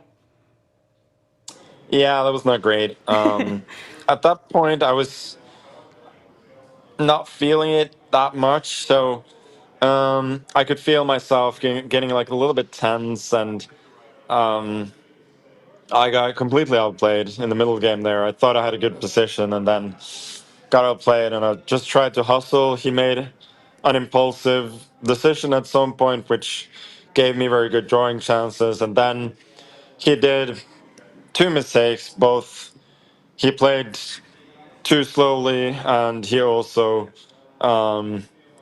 didn't force the draw when he should have, and then I was the only one who could play for a win, and I took my chances. So overall, slightly lucky. I mean, that was certainly the game that I felt the worst about, but it was a good fight back at the very least. And are you going to be celebrating with this huge trophy that we saw in the background today? No, I won't, but I'll be celebrating by getting home to my wife and kid, whom I miss very much. That sounds very nice. And then we'll see you in the next Title Tuesdays. Thank you, Magnus. Thank you so much. And David, Magnus seemed to be pretty happy with his games, even though he did admit that there were some ups and downs in some of the games. Yeah, I mean, 11 out of 11 is nice. It looks perfect, but against such world-class opposition, there's always going to be some twists and turns on the way. And yeah, I mean, he was happy when he joined. We saw him on the camera. He was early for once. I think that was a good start. And it did feel written in the stars somehow. Nice to see him in a good mood. We did get 11 out of 11, and we're also going to hear from Julian Song when we're back in just a moment. Here we go.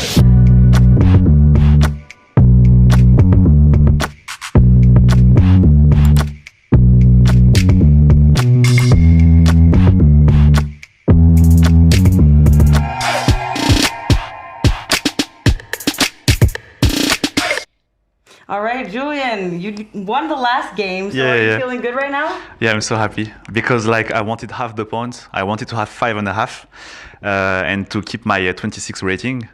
And the way I won the last game, it was crazy because I was so low on time. So I'm really happy, yeah. That sounds like something that has happened a lot today, because every time that we have been looking at your game, you have like 10 seconds left, both of you, and you're making as many moves as possible. You're winning even with a second left on the clock. Yeah. Why do you keep getting into these kinds of dramatic situations? I don't know, but I mean, I think I just don't play enough Blitz.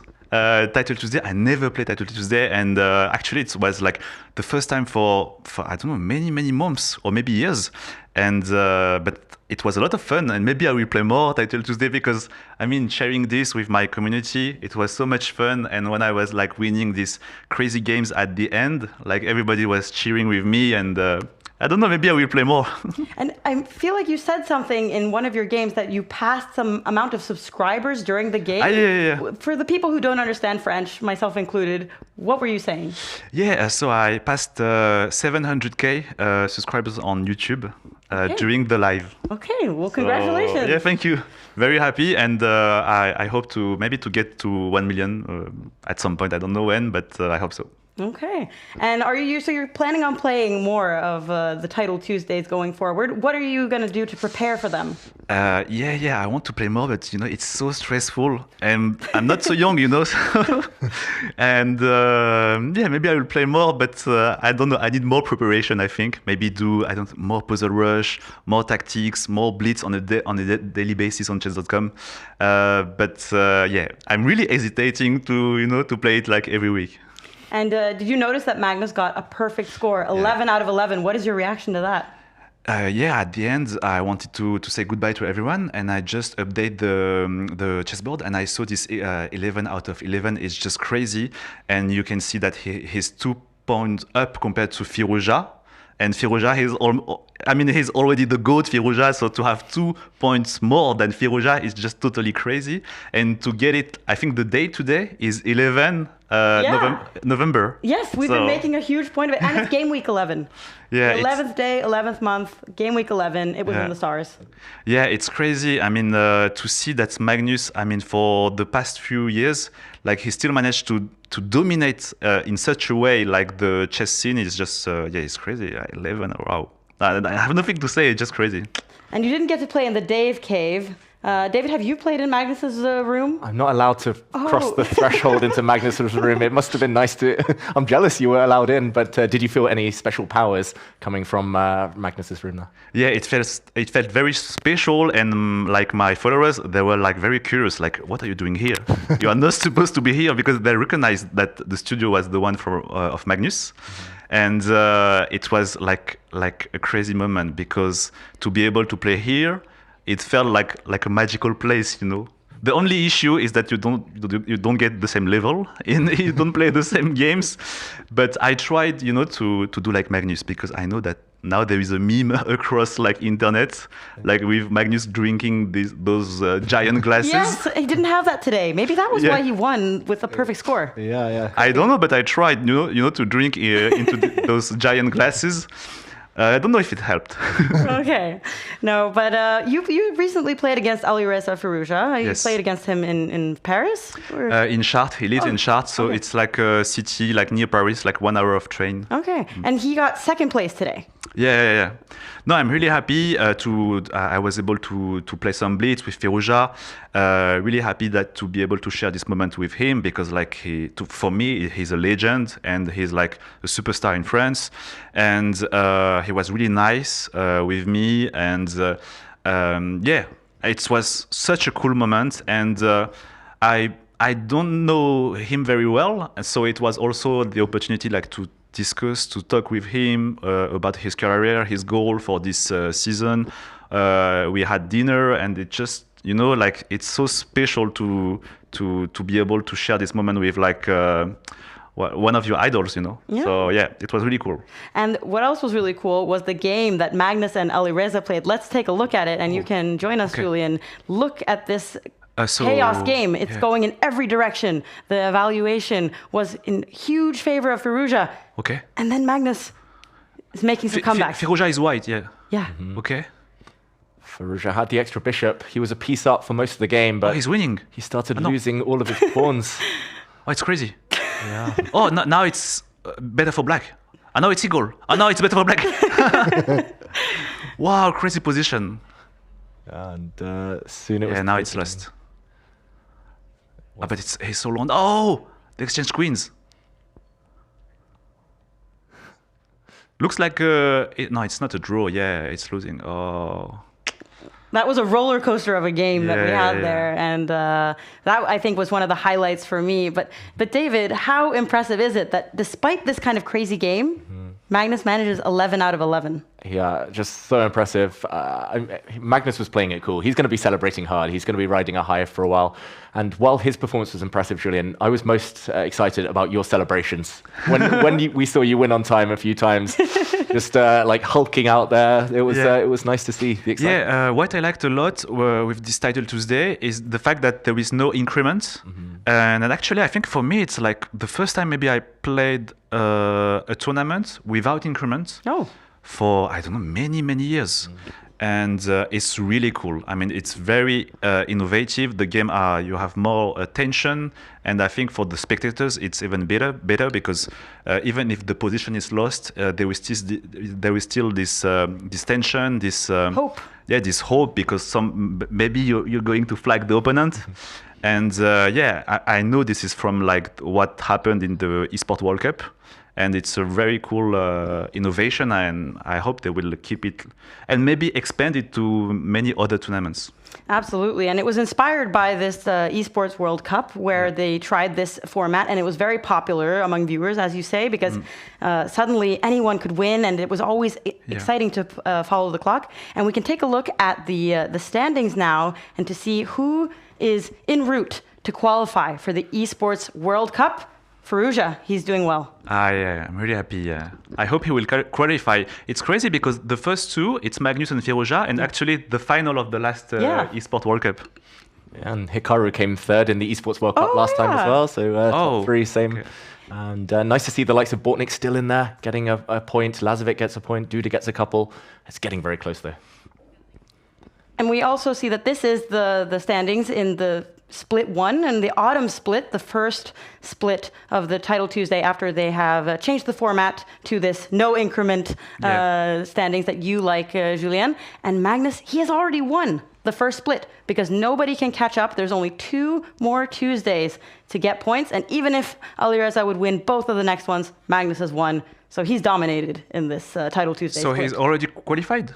Magnus is already qualified because he won this summer. Okay. So it's more interesting to see will Alireza, will Hikaru, will Duda, but it looks very promising for them as well. Yeah. And there are such big prizes, and it means a lot to the players and to Bortnik as well, who said, "I really need to make a comeback. I wanna win." It was nice to see that he also gets some points. So that's going to be very exciting to follow the next Esports World Championship. Yeah. And what's next for you, Julien? Where can your fans catch you next?